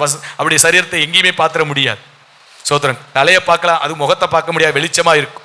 கைகள் கால்கள் மாத்திரம்தான் தெரியும். மற்ற முழுவது என்னவா இருக்கும்? நிலையங்கி வஸ்திரமாய். அதான் நிலையங்கி வஸ்திரம். அல்லேலூயா. அதனால கர்த்தருடைய பிள்ளைகள் சபைக்கு வரும்போது வஸ்திரத்துல ஒரு ஒழுங்கு இருக்கு. அந்த ஒழுங்கின்படி வஸ்திரத்தை உடுத்தி தேவனை மகிமைப்படுத்துகிறவர்களா இருக்கணும். ஏன்னா அவரே நிலையங்கி வஸ்திரம் தரித்தவராய் சபை நடுவில் என்ன பண்ணுகிறார்? உலாவி வருகிறார். பட்டணத்துல எல்லாம் பார்த்தா ரொம்ப பயங்கரமா இருக்கு. வேதம் தெளிவாய் சொல்கிறது, ஆண்கள் வஸ்திரத்தை பெண்கள், பெண்கள் வஸ்திரத்தை ஆண்கள் என்ன பண்ணக்கூடாது? உடுத்தக்கூடாது. தலைகளா மாறி நிற்கிறான். சோத்திரம். நிறைய சபைகளை பார்த்தா டிஷர்ட் போட்டு ஜீன்ஸை போட்டு என்ன பண்றாங்க? சோத்திரம். ஆம்பளையால் மாறி பொம்பளையால் வந்து நிற்கிறாங்க. அல்லேலூயா. இங்கிட்டு பார்த்தா சோத்திரம் குடுமி வச்சு ஒரு கொண்டை ஓட்டு வராங்க. யாரு? ஆண்பையால். அல்லேலூயா. சோத்திரம். குடுமி வச்சு கொண்டை போட்டா முக்காடை போட்டு கர்த்தர் தெளிவாய் சொல்லி இருக்கிறார். சோத்திரம். ஆண்கள் மாதிரி முடி வெட்டிட்டா முக்காடு போட வேண்டியதில்லை, பெண்கள் மாதிரி முடி வச்சுட்டா என்ன பண்ணிடணும்? அப்ப குடுமி வளர்க்க தெரியுது இல்ல, அப்ப ஒரு சால் எடுத்துட்டு வந்து என்ன பண்ணணும்? முக்காடு போடணும்ல. சோத்திரம். இயேசுநாதர் காலத்துல முடி வளர்த்தார். அல்லேலூயா. அவர் முக்காடு போட்டு இருந்தார். அல்லேலூயா. தேவனுக்கு மகிமை உண்டாகட்டும். சோத்திரம். கர்த்தருக்கு மகிமை. அதனால சோத்திரம் முடி வளர்த்தா முக்காடு போடணும். சோத்திரம். முக்காடு போடணும்னு சொல்லி ஒரு கர்ச்சிப்பை கட்டிக்கிட்டு வரக்கூடாது. சோத்திரம். முக்காலுடைய பொருளே ஆமை சோத்திரம் நிலையங்கி வஸ்திரங்கிற இடத்திற்குள்ள வரணும். முகமும் கை கால் மட்டும்தான் தெரியும், வேற அவயங்கள் தெரியக்கூடாது. அல்லேலூயா. அதனால கர்த்தருடைய பிள்ளைகள் சோத்திரம் அப்படிப்பட்ட வஸ்திரத்தை உடுத்துறது நல்லது. அப்படிதான் உடுத்தி வரணும் ஆண்கள் பெண்கள். ஏன்னா சோத்திர சபைக்குள்ளே வரும்பொழுது யாருக்கும் இடரலாய் நாம் என்ன பண்ணிடக்கூடாது? உடுத்தி விடக்கூடாது. அதனால ஸ்தோத்திரம். அநேகர் பார்த்தா முக்காடு போடுறது இல்லை, அநேகர் பார்த்தா டிஷர்ட் ஜீன்ஸ். நம்ம கிராமத்தில் இருக்கிற அப்படி கிடையாது. நல்லது, கர்த்தருக்கு ஸ்தோத்திரம். ஆனால் பட்டணத்தில் அப்படிப்பட்ட நிலைமைக்கு போகுது. அப்படிப்பட்டவங்களுக்கு இதுதான் சபை. நீ வெளிநாட்டில் இருந்தாலும் அவங்களுக்கு இதுதான் சபை. ஆமை சோத்திரம். அப்படிப்பட்ட வஸ்திரங்களை உடுத்தி என்ன பண்ணக்கூடாது? சோத்திரம். காரியங்கள் செய்யக்கூடாது. பெண்கள்னா பெண்களுக்குன்னு ஒரு வஸ்திரம் இருக்கு, அதை தான் உடுத்தணும். ஆண்கள்னா ஆண்களுக்குரிய வஸ்திரம் இருக்கு, அதை தான் உடுத்தணும். ஆமை சோத்திரம். அவலட்சணமாய் உடுத்தக்கூடாது. மற்றவங்களை இச்சிக்கத்தக்கதா என்ன பண்ணக்கூடாது? உடுத்தக்கூடாது. ஆமை சோத்திரம். அதை வேதம் தெளிவாய் சொல்கிறது. அவர் என்ன பண்ணுகிறாரா? நிலையங்கி வஸ்திரம் தரித்தவராய் உலாவி வருகிறார். அல்லேலூயா. அதனால கர்த்தருடைய பிள்ளை நீங்கள் நான் எப்படி இருக்கணும்? வஸ்திர காரியங்கள்ல தெளிவா இருக்கணும். ஆலயத்துக்கு வரும்போது அவன் நிலையங்கி வஸ்திரங்கிற அது வெண் வஸ்திரமா இருக்கிறது. அல்லேலூயா. நீங்களும் நானும் போடுற மாதிரி எல்லாம் அவர் போட்டுக்கிட்டு உலாவி வரல. அவர் வெண் வஸ்திரம் தரித்தவராய் சபை நடுவில் என்ன பண்ணுகிறார்? உலாவி வருகிறார். நம்மளும் முயற்சி எடுக்கணும். காலப்போக்கில் அவன் சோத்திரம். எங்கள் சபையில் சோத்திரம் ஆரம்ப காலத்தில் சோத்திரம் எல்லாரும் போட்டுட்டு வந்தார். ஆனால் என்ன அறியாமல் எனக்கு ஒரு வெளிச்சம். சோத்திரம். பைபிளை படித்தாலும் ஒரு வெண் வஸ்திரத்தை போடணுமே அப்படின்னு சொல்லி அதனால சட்டையை மட்டும் போட்டுக்கிட்டு போனேன். அப்புறம் வெள்ளை பேண்டை போட்டுக்கிட்டு போனேன். ஆமை சோத்திரம். அப்புறம் என்ன பார்த்து எல்லாரும் மாற ஆரம்பிச்சாங்க. அல்லேலூயா. எப்படியோ அடுத்த பரிசுத்தவான்கள் அந்த பகுதியை சொல்லி அதுக்கப்புறம் ஸ்தோத்திரம். நான் சத்தியம் அறிந்து அந்த பகுதிக்கு போகல, ஆனால் ஸ்தோத்திரம் என்ன அறியாமலே அந்த வாஞ்சை வந்து அந்த பகுதிக்குள்ளே கடந்து போக அது மற்றவங்கள் பார்வைக்கு அது நல்லதாய் கண்டதுனால அவங்களும் அந்த இடத்துக்கு வர பின்னாட்களில் பரிசுத்தவான்கள் இதுதான் சத்தியம் என்று சொல்லி போதித்து நடத்தினார்கள். அப்ப தேவனுடைய ஆலயத்திற்கு வருகிற நாம் ஆமை ஸ்தோத்திரம் எப்படி வரணுமா? நிலையங்கி வஸ்திரம் தரித்தவர்களாய். ஆமை சோத்திரம். வெண் வஸ்திரம் தரித்தவர்களாய் தேவனுடைய ஆலயத்திற்குள்ளே நீங்கள் நான் ஒரு புதுசா வர்றவங்க வேற. புதுசா வர்றவங்களுக்கு தெரியாது, அவங்களுக்கு முக்காடு போட தெரியாது. ஆமை சோத்திரம். அவங்க தலையை போட்டு அமுக்கக்கூடாது. அவங்க போடலைனாலும் பரவாயில்ல, நம்ம சரியா போட்டால் நம்மளை பார்த்து அவங்க போட்டுருவாங்க. அல்லேலூயா. ஆமை சோத்திரம். அதுபோல ஞானசான நீதியை நிறைவேற்றி கர்த்தருக்குள்ளே நாம் கடந்து வரும்போது வெண் வஸ்திரங்கிற இடத்திற்குள்ளே கடந்து வருவது அது மிகுந்த ஆசீர்வாதத்தை நம்முடைய வாழ்க்கையில கொண்டு வந்து சேர்க்கும். அல்லேலூயா. சரி, வஸ்திரம் தானே போயிட முடியாது. பரலோகத்தில் நமக்கு ஒரே வஸ்திரம் தான், இங்க போடுற மாதிரிலாம் போட முடியாது. அதனால நம்ம சோத்திரம் இந்த பூலோக வாசிகள் அல்ல, நீங்களும் நானும் பரலோக வாசிகளா இருக்கிறதுனால பூலோகத்திலே அந்த ட்ரைனிங்ல இருக்கிறோம். அல்லேலூயா. சோத்திரம். சில சபைகள்ல சோத்திரம் எல்லாரும் வெண் வஸ்திரத்துல இருந்து ஆராதிக்கிறத பார்த்தா அது அப்படியே பரலோக மாதிரியே இருக்கும். அல்லேலூயா. சோத்திரம். கிருபாசனத்துல சோத்திர கன்வென்ஷன்ல ஞாயிற்றுக்கிழமை பார்த்தீங்கன்னா அத்தனை பேர் வெண்வஸ்திரத்துல நிற்பாங்க. 1-2 தான் அப்படி மாத்தி நிற்கும். அது புதுசா வந்திருக்க விட்டுருங்க. ஆனா அப்படியே பார்க்கும்போது பரலோகமே சோத்திரம், பரலோகத்தில் ஆராதனை போல எப்படி இருக்கும்? ஏன்னா பரலோகத்துல இடைவிடாமல் எல்லாரும் என்ன பண்றாங்க? சோத்திரம் அப்படிப்பட்ட ஒரு அனுபவத்தோடு தான் ஆராதிக்கிறார்கள். அல்லேலூயா. அதனாலே ஸ்தோத்திர நிலையங்கி வஸ்திரமாய் தரித்து வந்ததை போல நீங்களும் 4 நிலையங்கி வஸ்திரமாய் தரித்தவர்களாய், ஆவி ஸ்தோத்திர வெண் வஸ்திரம் தரித்தவர்களாய் கர்த்தருடைய நாளிலே கர்த்தரை என்ன பண்ணணும்? ஆவிக்குள்ளாய் தேவனை தொழுது கொள்கிற இடத்திற்கு நேராய் நீங்களும் நான் என்ன பண்ணணும்? கடந்து வரணும். அல்லேலூயா. கிராமங்கள்ல ரொம்ப கஷ்டம். ஏன் சோத்திர வெண்வஸ்திரம் உடுத்துனா சோத்திரம் அவங்களுடைய பார்வை எப்படி இருக்கு? வித்தியாசமா இருக்கு. என்ன சொல்றாங்க? சோத்திரம் புருஷன் இல்லையா அப்படிங்கிற ஒரு கேள்வி அவங்க பார்வை அந்த கேள்வியை கொண்டு வந்து சேர்க்கும். அல்லேலூயா. அவங்க என்ன வேணாலும் சொல்லிட்டு போகட்டும். ஆமீன். பரிசுத்தரை நாம் ஆராதிக்கிறோம். அதனாலே சோத்திரம் நம்மளே இப்படி சொல்றமே. சோத்திரம் 1ஆம் நூற்றாண்டுல அந்த இடத்தை நிரப்பி இருக்கிறாங்களே. சோத்திரம் 1ஆம் நூற்றாண்டுல சோத்திரம் தோமாவை கொண்டு கர்த்தர் இந்திய தேசத்துல ஒரு பெரிய ரிவைவலை கட்டளையிட்டார். ஆனா அந்த நாட்கள்ல கிட்டத்தட்ட சோத்திரம் எத்தனை ஆண்டுகள், 2000 ஆண்டுகளுக்கு முன்பதாகவே சோத்திரம் அந்த அனுபவத்துக்குள்ள வாழ்ந்திருக்கிறாங்க. நமக்கு முந்தி இருந்தவங்க எல்லாம் அந்த அனுபவத்துக்குள்ள வாழ்ந்திருக்கிறாங்க. அவங்களுக்குள்ள எப்படிப்பட்ட கட்டுப்பாடுகள் இருந்திருக்கும். இன்னைக்காவது எவ்வளவு படிப்பு விஞ்ஞான வளர்ச்சி, ஓரளவுக்கு அதை ஏற்றுக்கொள்கிற இடத்துக்கு நேராக கடந்து போறாங்க. ஆனா அந்த நாட்கள் அப்படி ஏற்றுக்கொள்ள மாட்டாங்க. ஒரு சமுதாயத்தில் ஒரு கிராமத்துல ஒரு பெண் ரட்சிக்கப்பட்டு அவங்க வெண் வஸ்திரம் உடுத்தினவங்களா தேவாலயத்துக்கு போகும்போது அவங்க படுற பாடு கொஞ்சம் நெஞ்சம் கிடையாது. அப்படிப்பட்ட இடத்திற்கு நேராக அவங்க எல்லாம் வைராக்கியமாய் தேவனுக்காய் வாழ்ந்து இளைப்பாறுதலுக்குள் போயிருக்கிறாங்க. அல்லேலூயா. வேதம் சொல்லுது, ரத்தம் சிந்தத்தக்கதா இன்னும் இரட்சகருக்காய் நீங்களும் நானும் பாடு அனுபவிக்கவில்லையே. அதனால இதெல்லாம் ஒரு பெரிய பாடல. நம்ம இந்த பகுதிக்குள்ள கடந்து போகும்போது அது ஆசீர்வாதமா இருக்கும். அல்லேலூயா. நீங்க ஒரு ஸ்கூலுக்கு பிள்ளைகளை அனுப்புறீங்க, எவ்வளவு வசதி வாய்ப்புல வேணாலும் இருந்து பாருங்க. பிள்ளைகளுக்கு அந்த ஸ்கூல்ல என்ன யூனிஃபார்ம் கொடுப்பாங்களோ அந்த யூனிஃபார்மே அல்லாமல் நீங்க வாங்கின வஸ்திரத்தை உடுத்தி அங்க என்ன பண்ண முடியாது? ஸ்கூலுக்கு அனுப்பிட முடியுமா? பிறந்த நாளைக்கு அனுப்புலாம், ஸ்தோத்திரம் ஏதோ விசேஷத்த நாள்னா அனுப்பலாம். எல்லா நாளும் நீங்க அனுப்ப முடியாது. வாரத்துல 6 நாள் அவன் கொடுக்குற யூனிஃபார்ம் தான். அல்லேலூயா. வாரத்துல 1 நாள் இரட்சகரை அவர் விரும்புகிற அந்த நிலையங்கி வஸ்திரத்தோடு அவரை தொழுது கொள்வது எவ்வளவு பாக்கியம். அல்லேலூயா. கர்த்தர் நல்லவரா இருக்கிறார். அதனால சோத்திரம் நம்ம ஃபுல் ஹேண்ட் போட்டுக்கிறது நல்லது. ஆமை சோத்திரம். அதுபோல டிஷர்ட்டை தவிர்த்துக் கொள்வது நல்லது. ஜீன்ஸை தவிர்த்துக் கொள்வது நல்லது. அதுபோல லெகின்ஸை தவிர்த்துக் கொள்வது நல்லது. லெகின்ஸ் போட்டு அம்பர்லா கட்டிங் போட்டுக்கிறது நல்லது. ஆமை சோத்திரம். இதெல்லாம் சோத்திரம் நம்முடைய வாழ்க்கையில வஸ்திரத்திலே ஒரு ஒழுங்கு வேணும். ஏன்னா நம்மளை உண்டாக்கின தேவனும் நிலையங்கி வஸ்திரத்தோடு சபையிலே உலாவி வருகிறார். அல்லேலூயா. சோத்திரம். அப்ப நம்மளும் என்ன பண்ணணும்? வஸ்திரம் தானே என்று நினைச்சிட்டு போயிடக்கூடாது. சின்ன சின்ன விஷயம்தான். ஆனா அதை கைக்குள்ள அதுல பெரிய பெரிய ஆசீர்வாதங்களை தேவன் தந்து என்ன பண்ணுவார்? நடத்துவார். இதைத்தான் பரலோகத்திலே யோவான் என்ன பண்ணுகிறார்? காண்கிறார். ஆமீன். தேவன் சபை நடுவிலே என்ன பண்றார்? நிலையங்கி வஸ்திரம் தரித்தவராய் உலாவி வருகிறார். அடுத்து வாசிங்க. அவருடைய சிரசும் மயிரும் வெண்பஞ்சை போலவும். அவருடைய சிரசும் மயிரும் எப்படி இருக்கா? வெண்பஞ்சை போலவும். நீங்க கவனிப்போம். கர்த்தர் நல்லவரா இருக்கிறார். அவருடைய சிரசு சோத்திரம். சிரசுனா தலை. முடி எப்படி இருக்கா? வெள்ளை பஞ்சை போல இருக்குதான். அல்லேலூயா. ஆமை சோத்திரம். இள வயதுல நமக்கு கருப்பா இருக்கும். ஆனா முதிர் வயது எட்டி பிடிக்கும் போது என்ன ஆகும்? சோத்திரம் அப்படியே வெள்ளையா முடி மாறிக்கிட்டே வரும். ஆனா வெள்ளை முடி மாறி வரும்போது பெண்களுக்கு, ஆண்கள் கூட அந்த அளவுக்கு கஷ்டப்பட மாட்டாங்க. ஆனா பெண்களுக்கு ரொம்ப துக்கமா போயிடும். ஐயோ நரைச்ச முடி என்ன பண்ணிருச்சு? வேதம் சொல்லுது. ஆமா சோத்திரம். வெண்முடி கிரீடம்னு சொல்லுது. நரைமயிர் என்னவா இருக்கா? முதியோருக்கு கிரீடமா இருக்கு. ஆமா ஜெபபாஸ்டர் கூட சொல்லி போனார். ரொம்ப சந்தோஷப்பட்டார். நிறைய ஊழியக்காரர் அப்படி இல்லையா, நீங்க அப்படியே இருக்கிறீங்களே எப்படி? அல்லேலூயா. எனக்கு கல்யாணமாகும் போதே நரிச்சிருச்சு. அப்ப என் மனைவி சொன்னுச்சு, ஏதோ நரைச்ச மாதிரி கேள்விப்பட்டேன். ஏன்னா ஏதாவது பார்த்து சொல்லிடுவாங்கல்ல. ஆமா நரைச்ச மாதிரி கேள்விப்பட்டேன், அதனால் டை அடிச்சா நல்லா இருக்கும். நான் போன்ல சொன்னேன், டை அடிக்கிறது ரொம்ப கஷ்டமா, கல்யாணத்தை வேணா நிறுத்துறது ஈஸி, அதை வேணா செஞ்சிடவா அப்படின்னு. இல்லை வேண்டாம் நீங்கள் டையும் அடிக்க வேண்டாம், கல்யாணத்தையும் நிறுத்த வேண்டாம். அல்லேலூயா. கர்த்தருக்கு ஸ்தோத்திரம். கர்த்தர்ட்ட நான் சொல்லுவேன், ஆண்டவரே ஸ்தோத்திரம், ஏதோ முடி கொட்டாமாவது வச்சிருக்கிறாரே, 4 முடி பார்க்குற மாதிரி வச்சிருக்கிறார், அது வெள்ளையானா என்ன கருப்பானா என்ன? அல்லேலூயா. சரி ஸ்தோத்திரம். ஆனால் வேதம் சொல்லுது, அவலட்சணமாக இருக்கிறவர்களுக்கு அலங்காரம் தேவை. அவலட்சணமாக இருக்கிறவங்க அலங்கரித்து கொள்ளலாம் என்று வேதம் அனுமதிக்குது. அதனால எனக்கு மட்டும் கிருபாசனத்தில் ஒரு பர்மிஷன் கொடுத்தாங்க, யார் டை அடிக்கவும் கூடாது. ஆனால் பால் பாஸ்டர் மட்டும் என்ன பண்ணிக்கலாம்? டை அடிச்சுக்கலாம். காரணம் என்ன அப்படின்னா, நான் மனைவி பிள்ளைகளோடு போகும்போது பெரிய பிரச்சனையை சந்திக்க வேண்டியதாக இருக்குது. எங்கே போனாலும் என் மனைவியை மகள் தான் சொல்லுவாங்க, அப்பாவை கூட்டிகிட்டு வாங்க அப்படிம்பாங்க. இவங்க எந்த காலேஜில் படிக்கிறான்னு கேட்பாங்க. எந்த காலேஜ்லையும் படிக்கலை, அவங்க கல்யாணம் ஆயிடுச்சா? ஆமாம் அவங்களுக்கு 2 பிள்ளை இருக்கு. 2 பிள்ளை இருக்கா? நான் தான் அவங்களுக்கு புருஷன் அப்படிமே. அல்லேலூயா. நீங்கள் தானே அப்படின்னு பார்ப்பார்.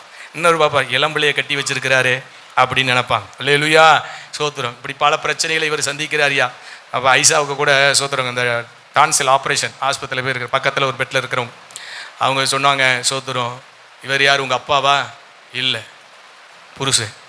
ஐசா பார்த்து உங்கள் தம்பியா? இல்லை, அவன் என் பிள்ளை. அல்லேலூயா. அவங்க சொல்லி முடிச்சோன்னு அவங்க சொந்தக்காரவங்க அடுத்து அவங்க அடுத்த கேள்வியை கேட்குறாங்க, யார் இவர் உங்கள் அப்பாவா? நானும் அப்படி அவர் பகுதி சொல்கிறேன், நானும் அப்படித்தான் நினச்சேன். அவங்க அப்பா இல்லையா, அவங்க புருஷனா? அப்படியா?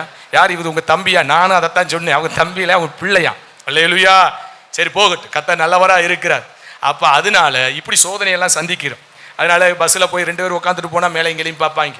சோத்துரும் நாங்கள் கணவன் மனைவியாக இருக்கிறோம், அவனுக்கு தெரியுமா? சோத்துரும் அதுக்கு என்ன செய்ய? ஆமாம் சோத்துரும். அதனால வெள்ள முடியெல்லாம் ஆகிப்போச்சு, இவ்வளோ பிரச்சனைகளை சந்திக்கிறாரு இள வயதில். அதனால சோத்துரும் பிள்ளைகளை கூப்பிட்டு போனால் பிள்ளைகளை பார்த்து சொல்லுவோம், எல்லா ஸ்கூலையும் சொல்லுவோம், உங்கள் தாத்தா தானே வண்டியில் கூட்டிகிட்டு போனார் அப்படின்னு சொல்லி. அதனால சோத்துரும் இவ்வளோ பிரச்சனைகளை சந்திக்கிறதுனால அதனால இவருக்கு மாத்திரம் என்ன கொடுத்துருவோம்? விதிவிலக்கு. அதனால சோத்துரும் கொஞ்சம் காலம் வரைக்கும் அவர் என்ன பண்ணட்டும்? டை அடிக்கட்டும் அப்படி. எங்கள் ஊழியக்காரர் வந்தார், அதெல்லாம் டை அடிக்கக்கூடாது. ஐயா சொன்னதுக்கு அப்புறம் இவர் என்ன பண்ணிட்டார்? அதெல்லாம் டை அடிக்கக்கூடாது, வேண்டாம். சோத்துரும் ஆண்டவர் எப்படி வச்சிருக்கிறாரோ அப்படியே வந்துச்சுக்கட்டும்.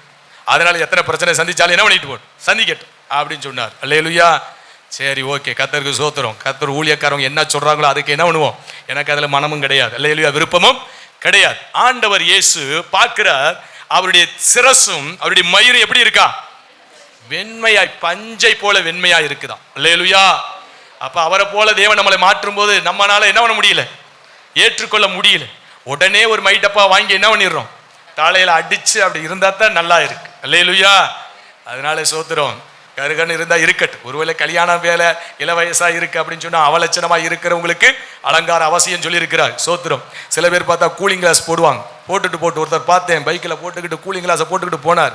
நான் நினைச்சேன், என்னடா ஒரு கைலியை கட்டிக்கிட்டு ஒரு துண்டை துள்ள போட்டு கூலிங் கிளாஸ் போட்டுக்கிட்டு போற, இவருக்கெல்லாம் ஒரு கூலிங் கிளாஸ் தேவையா அப்படின்னு நினைச்சேன். கலட்டினா கண்ணு வித்தியாசமா இருக்கு. அல்லேலூயா. அப்ப நினைச்சேன், உங்களுக்கு கூலிங் கிளாஸ் அவசியம்தான், நீங்க என்ன பண்ணலாம்? போட்டுக்கிட்டு போகலாம். அவலட்சணமா இருக்கிறவங்களுக்கு அலங்காரம் அவசியம். அலங்காரமா இருக்கிறவங்களுக்கு எது அவசியம் இல்லை? அலங்காரம். தேவன் அவலட்சணமாய் நம்மளை வைக்கலையே. அல்லேலூயா. அதனால கர்த்தருடைய பிள்ளைங்க ஸ்தோத்திரம், ஒருவேளை தட்டு தடுமாறி நரைச்சு வந்தா விட்டுருங்க, அதை கிரீடமாய் பாருங்க. சோத்திரம், அது தேவ சாயலாய் பாருங்க. சோத்திரம். கிட்டத்தட்ட 80 வயசானவங்க கூட என்ன பண்றாங்க? ஆமா சோத்திரம், அழகா பெயிண்ட் அடிச்சுட்டு வராங்க. ஆனா ரட்சகரை பார்த்தார், பார்த்தீங்களா எப்படி பார்த்திருக்கிறாரு? நீங்களே நானும் பார்க்கல. சோத்திரம். ஆனா பார்த்தவர் எழுதி வச்சுட்டார். அவருடைய முடி எப்படி இருக்கான்? வெள்ளை வெள்ளேன்னு பஞ்சை போல இருக்கு. அல்லேலூயா. சில பேருக்கு பார்த்தீங்கன்னா சோத்திரம் தலை நல்லா சோத்திரம் கருப்பா இருக்கும், தாடி எப்படி இருக்கும்? வெள்ளையா. சில பேருக்கு மீச வெள்ளை, ஏன்னா அதை அடிக்க முடியாது, அடிச்சா திருப்பி என்ன ஆகும்? பிளாக் அண்ட் ஒயிட்டா வந்துகிட்டு இருக்கு. அதனால தலைக்கு மட்டும் என்ன பண்ணிட்டு இருப்பாங்க? அடிச்சுட்டு. நீங்க எப்படி அடிச்சாலும் சரிதான். பரலோகத்தில் இயேசுநாதரை அவர் எப்படி பார்த்துட்டாரு? வெள்ளை வெள்ளேன்னு பார்த்திருக்கிறார். அல்லேலூயா. சோத்திரம். இயல்பாகவே உங்களுடைய முடிகள் அப்படி கத்தர் வச்சிருந்தா வச்சிருக்கட்டும், கத்தருக்கு சோத்திரம். ஆனா மாறும்போது நீங்க என்ன பண்ணாதீங்க? மாற்றி அமைக்காதீங்க, அது நல்லதல்ல. அல்லேலூயா. அது நமக்கு கெடுதலை தான் உண்டாக்கும். அதனால சோத்திரம், தேவன் நம்மளை எப்படி வச்சிருக்கிறாரோ அப்படியே இருப்போம். கர்த்தர் நம்மளை ஆசீர்வதிப்பார். பரலோகத்திலே தேவனை பார்க்கும் பொழுது அவர் வெண்முடியா இருக்கிறார். இன்னைக்கு பிள்ளைங்க எல்லாம் சோத்திரம் கலர் முடி, வாலிப நாட்கள் வந்துருச்சுன்னா பசங்களை பார்க்குறாங்க, சினிமாவில் இப்படி செய்யறதுனால தேவனுடைய பிள்ளைகளும் கூட என்ன பண்றாங்க? சோத்திரம், தலைக்கு என்ன தேய்க்காம எப்படியாவது செம்பட்டை ஆயிரணும், இல்லைனாலும் எதையாவது போட்டு என்ன பண்றாங்க? செம்பட்டை ஆக்குறாங்க. சில பேருக்கு பார்த்தீங்கன்னா நல்லா கவனிச்சு பார்த்தீங்கன்னா, அவன் காலேஜ் போகிற பிள்ளைகள், பெண் பிள்ளைகள் பார்த்தீங்கன்னா அதில் ரெட்டிஷான லைட்டான ரெட்டிஷான கலர் என்ன ஆகும்? அப்படியே மின்னும். அது சும்மா இல்லை, அதில் ஏதோ ஒரு சாயத்தை பூசி என்ன பண்றாங்க? அந்த இடத்துக்கு கொண்டு வராங்க. அப்படிப்பட்ட இடத்திற்கு நீங்களும் நானும் போக வேண்டாம். வேதம் சொல்லுகிறது, உங்கள் தலையில் எண்ணெய் குறையாதிருப்பதாக. ஆமை சோத்திரம். எழுத்தின்படியாகும் தலையில் என்ன பண்ணணும்? என்ன தேய்க்கணும். என்ன தேய்ச்சா சூட்டை தணிக்கும். சூடு தணிஞ்சா நமக்கு வியாதி பலவீனங்கள் வராதபடி தேவன் பாதுகாப்பார். அல்லேலூயா. அதுபோல ஆவியின்படி எண்ணெய் சோத்திர அபிஷேகம் நம்ம வாழ்க்கையில என்ன பண்ணக்கூடாது? சிரசிலை குறையாதபடி நம்முடைய வாழ்க்கையை என்ன பண்ணணும்? ஆவிக்குரிய ஜீவியத்தை காத்துக்கொள்ள வேண்டும். தொடர்ந்து வாசிங்க. அவருடைய கண்கள் எப்படி இருக்கிறதா? அக்கினி ஜுவாலை போன்ற கண்களாய் இருக்கிறது. அவருடைய கண்களை போல நம்முடைய கண்கள் இருக்கணும். அல்லேலூயா. லூக்கா 11வது அதிகாரம் 34, 35, 36 வாசிங்க. அக்கினி ஜுவாலை போன்ற கண்கள்னா என்ன? கண்ணானது சரீரத்தின் விளக்காய் இருக்கிறது. வாசிங்க.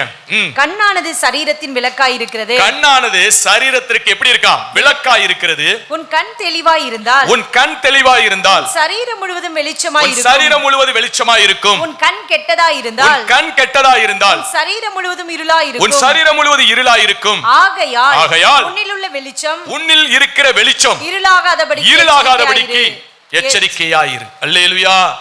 அப்ப அக்னி ஜுவாலை போன்ற கண்களை உடையவராய் இயேசு கிறிஸ்துவை யோவான் ஆவிக்குள்ளாய் பரலோகத்திலே தரிசிக்கிறதை பார்க்கிறோம். நம்முடைய கண்கள் லூக்காவை வாசிக்கும் போது நம்முடைய கண்கள் எப்படி இருக்கணுமா? வெளிச்சமா இருக்கணும். அந்த கண் வெளிச்சமாய் இருந்தால் சரீரம் முழுவதும் எப்படி இருக்குமா? வெளிச்சமாய். கண் இருளாய் இருந்தால் சரீரம் முழுவதும். அதனால உன் கண்ணில் இருக்கிற வெளிச்சம் இருளாகாதபடி நீயும் நானும் எப்படி இருக்கணுமா? எச்சரிக்கையா இருக்கணும். கண் இருள் அப்படின்னா சோத்திரம் தீமையான காரியங்களை பார்க்கிறது. தீமையான காரியங்களை பார்க்கும்படியான இடத்திற்கு நம்முடைய கண்கள் போகும்போது கண் இருள் அடைகிறது. மேட்டிமையாய் பார்க்கிற இடங்களுக்கு நேராய் நம்முடைய கண்கள் போகும்போது நம்முடைய கண்கள் இருள் அடைகிறது. பெருமையாய் பார்க்கிற ஒரு மேட்டிமையான பார்வை, ஒரு பெருமையான ஒரு பார்வை, ஒரு கோபமான ஒரு பார்வை, அப்படிப்பட்ட பார்வை நமக்குள் உண்டாகும் போது நம்முடைய கண்கள் எந்த இடத்தை அடைகிறது? இருள். அந்த இருள் அடைஞ்சிட்டாலே சரீரம் முழுவதும் என்னவா மாறிடும்? இருளாய் மாறி. அதனால நம்முடைய வாழ்க்கையில எப்படி இருக்கணும்? சாந்தமாய் பார்க்கிற பார்வையா இருக்கும், பரிசுத்தமாய் பார்க்கிற பார்வையா இருக்கும், இரக்கமாய் பார்க்கிற பார்வையா இருக்கும், உருக்கமாய் பார்க்கிற பார்வையா இருக்கும், நன்மை செய்கிற ஒரு பார்வையாய் பார்க்கணும். அப்படி ஒரு பார்வையா இருந்தால் அது வெளிச்சம். அந்த வெளிச்சம் சரீரம் முழுவதும் என்னாகும்? வெளிச்சத்திற்குள்ளே கொண்டு போகும். நம்ம வாழ்க்கை ஆசீர்வதிக்கப்படும். அல்லேலூயா. கண்ணுதான் சோத்திரம் அந்த கனியை பார்த்துச்சு ஏவாளுடைய வாழ்க்கையில. அவ சோத்திரம் பார்க்க வேண்டியதை விட்டுட்டு பார்க்க கூடாததை என்ன பண்ணா? பார்த்ததுனால அவள் வாழ்க்கையில் இருந்த அந்த வெளிச்சம் சோத்திரம். அவங்களுக்கு வஸ்திரம் கிடையாது. ஒளியே கர்த்தர் என்னவா கொடுத்திருந்தார்? மகிமையின் வஸ்திரமாய் கொடுத்திருந்தார். ஆனா அந்த பழத்தை பார்த்து புசித்த மாத்திரத்துல அந்த வெளிச்சம், அந்த மகிமையான வஸ்திரம் அவளை விட்டு நீங்கிறதுனாலே அவள் நிர்வாணியாய் மாற்றப்பட்டாள். அல்லேலூயா. அது நிமித்தமாய் மரத்துக்கு பின்னாலே போய் அத்தி இலைகளை எடுத்துக்கொண்டு அதன் மூலியமாய் வஸ்திரத்தை செய்து கொண்டார்கள் என்று சொல்லி வேதம் சொல்லுகிறது. அப்ப அதுக்கு முன்னால ஒளிதான் உங்களுக்கு வஸ்திரமா இருந்தது. ஏன் அதை இழந்தாங்க? கண் இச்சிக்க கூடாதது என்ன பண்ணுச்சு? இச்சித்து அதை சோத்திரம் அதை புசிக்கிற இடத்துக்கு போனதுனாலே அந்த வஸ்திரம் கண் இருளானது. இருளானது நிமித்தம் சரீரம் முழுவதும் என்னவா மாறிடுச்சு? ஒரு மனுஷனுடைய தவறு, அதாவது பாவத்துக்கு என்ட்ரி ஆகிற டோர் என்ன அப்படின்னா கண்ணு தான். அதனாலதான் வேதம் சொல்லு, கண்ணுக்கு எதை போடணுமா? கழிக்கணை போடணும். குதிரைக்கு பத்திரிக்கையில இப்படி ஒரு கழிக்கணை போட்டிருப்பாங்க. அதை எடுத்துட்டு வண்டியை ஓட்டினோம்னா 4 பக்கம் போகும். அதை ஒரு திசையில ஓட்ட முடியாது. அதனால எதுவும் பார்க்க கூடாது. போகிற பாதை மட்டும்தான் என்ன பண்ணணும்? பார்க்கணும்னு சொல்லி கழிக்கணை போட்ட உடனே அதுக்கு எதுவுமே தெரியாது, எல்லாம் மறைக்கப்பட்டுரும். அதனால போகிற பாதை மட்டும்தான் தெரியும். அந்த பாதையில மட்டும் அது என்ன பண்ணும்? பயணிக்கிறதா இருக்கும். அதுபோல சோத்திரம் தேவன் காண்பித்து கொடுத்த பாதை மட்டும்தான் நம்முடைய கண்கள்ல தெரியும். அதை தாண்டி வேற ஒன்று நமக்கு என்ன பண்ணக்கூடாது? தெரியக்கூடாது. அதனால கண்ணுக்கு நம்ம என்ன பண்ணணும்? கழிக்கண் போடணும்.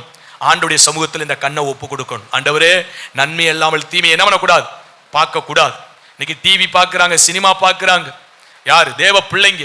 சோத்திரம் இந்த கண்களை கொண்டு விடிய விடிய பார்க்கிறாங்க, இரவெல்லாம் பார்க்கிறாங்க, செல்போன்ல பார்க்கிறாங்க, கேம்ஸை பார்க்கிறாங்க. ஆமே சோத்திரம். அதுபோல யூடியூப் சேனல்ல பார்க்கிறாங்க. ஆமே சோத்திரம். இன்ஸ்டாகிராம் மூலியமா, ஆமே சோத்திரம். அதுபோல ஷார்ட்ஸ் மூலியமா இப்படி என்ன பண்ணிக்கிட்டே இருக்கிறாங்க. இந்த கண்கள் இருளடையும்படியாக இப்படிப்பட்ட காரியங்களை சாத்தான் நமக்கு முன்னால கொண்டு வந்து வைக்கிறான். நீங்கள் நானும் ஜாக்கிரதையா இருக்கணும். அல்லேலூயா. நம்முடைய கண்கள் இருளடைஞ்சால் சரீரம் முழுவதும் என்ன பெறும்? அதனால உங்களில் இருக்கிற வெளிச்சம் இருளாகாதபடிக்கு நீங்கள் எப்படி இருங்கள்? ஏன்னா ஆண்டவர் இயேசு கிறிஸ்துவின் கண்கள் எப்படி இருக்கிறதா? அக்னி ஜுவாலை போன்ற கண்களை உடையதா இருக்கிறது. தொடர்ந்து வாசிங்க. வெளிப்படுத்த விசேஷம் 1. அவருடைய பாதங்கள் உலைக்களத்தில் காய்ந்த பிரகாசமான வெண்கலம் போல் இருந்தது. அவருடைய சத்தம் பெருவெள்ளத்து இரைச்சல் போல் இருந்தது. பாருங்க, பாதங்கள் வெண்கல, எப்படி உலைக்களத்துல இருக்கிற அந்த வெண்கலமே அது சிவப்பா தெரியும். அது நெருப்பு பட்ட மாத்திரத்துல இன்னும் எப்படி இருக்கும்? சிவந்த காரியமா இருக்கும். அப்படிப்பட்ட பாதங்களை உடையவராய் இரட்சகர் இருக்கிறார். அவருடைய சத்தம் பெருவெள்ளத்தின் இரைச்சலை போல் என்ன பண்ணுகிறதா? இருக்கிறது. அப்ப சோத்திரம் அவருடைய பாதம் எப்படி ஆமை சோத்திரம் இந்த பூமியில அவர் கிராமங்கள் தோறும் பட்டணங்கள் தோறும் கடந்து சென்று சுவிசேஷத்தை பிரசங்கித்தாரோ அதுபோல நம்முடைய கால்கள் கர்த்தருடைய வேலைக்காய் கடந்து போகணும். அதுபோல அவருடைய சத்தம் என்ன பண்ணுகிறார்? பெருவெள்ளத்தின் இரைச்சலை போல இருக்கிறதை போல ஆமீன் அவருடைய வார்த்தை வசனங்கள் நம்முடைய நாவிலிருந்து என்ன பண்ணணும்? புறப்பட வேண்டியதா இருக்கிறது. அல்லேலூயா. அவருடைய வார்த்தை வசனம் தான் நம்ம வாயிலிருந்து என்ன பண்ணணும்? புறப்படணும். பக்கத்து வீட்டில் உட்காந்து எப்படி பேசுறீங்கன்னு தெரியல, நண்பர்களோடு உட்காந்து என்ன பேசுறீங்கன்னு தெரியல. நீங்க படிக்கிற பிள்ளைகளா இருக்கலாம், காலேஜில் படிக்கிறா, ஸ்கூல்ல படிக்கிறா, வேலை பார்க்குற இடத்துல இருக்கலாம், உங்களோட சக வேலை பார்க்குறவங்களா இருக்க, அவங்களோடு என்னத்தை பேசுறோம்? உலக காரியங்களை பேசுறோமா? இல்ல கர்த்தருடைய காரியங்களை பேசுறோமா? கர்த்தருடைய வார்த்தை பெரும் ஆமை சோத்திர வெள்ளத்தின் இரைச்சலை போல என்ன பண்ணுது? ஏன்னா சோத்திர பெரு வெள்ளத்தின் இரைச்சல் ஆமை சோத்திர ஒரு பெரிய காரியத்தை உண்டாக்கும். அதுபோல கர்த்தருடைய வார்த்தை மனுஷனுடைய வாழ்க்கையை என்ன பண்ணும்? மாற்றுகிறதா இருக்கும். அது கிரியை செய்கிறதா இருக்கும். சாதாரண தண்ணி பாருங்க ஓயும்போது ஒரு சேதம் உண்டாக்காது. ஆனா ஒரு பெரிய வெள்ளம் வருது அப்படின்னு சொன்னா ஆமை சோத்திரம் ஒரு பெரிய சேதத்தை உண்டாக்கிட்டு போகும். இது போல கர்த்தருடைய வார்த்தை நமக்குள்ளிருந்து புறப்படும் பொழுது ஆமை சோத்திரம் எதிராய் கேட்கிறவங்களுடைய வாழ்க்கையில் இருக்கிற சத்துருவின் கிரியைகளை அழித்து அவர்களை இரட்சகருக்குள்ளே கொண்டு வரத்தக்கதாக நமக்குள் இந்த பெருவெள்ளத்தின் இரைச்சலை போல கர்த்தருடைய வார்த்தை புறப்பட வேண்டும். அல்லேலூயா. அப்படித்தான் அவர் தரிசிச்சிருக்கிறார், பார்த்திருக்கிறார் யோவான். அவருடைய சத்தம் பெரு வெள்ளத்தின் இரைச்சலை போல இருக்கிறது. ஆனா இன்னைக்கு நம்முடைய சத்தம் இரைச்சலா தான் இருக்கு. வீட்டுல பயங்கர சண்டையும் சச்சரவா தானே இருக்கு. பக்கத்து வீட்டுக்காரவங்க பாக்குறாங்க, என்னடா காலையில சபைக்கு போயிட்டு வராங்க, சாயங்காலம் பார்த்தா பெரிய குடிமி சண்டையாவுல இருக்கு, பயங்கரமாவுல இருக்கு சத்தம், இப்படி ஒரு இரைச்சலாவுல இருக்கு அப்படின்னு சொல்லி இந்த இரைச்சலை கேட்க கூடாது. அல்லேலூயா. ஆமை சோத்திரம். நம்முடைய ஆமை சத்தம் இரைச்சல் எப்படி இருக்கணும் தெரியுமா?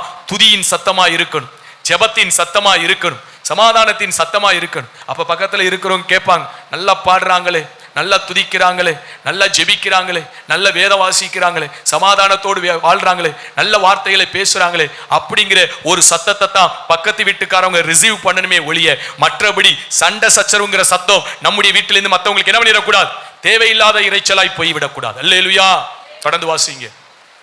தமது வலதுகரத்திலே 7 நட்சத்திரங்களை ஏந்தி கொண்டிருந்தார்.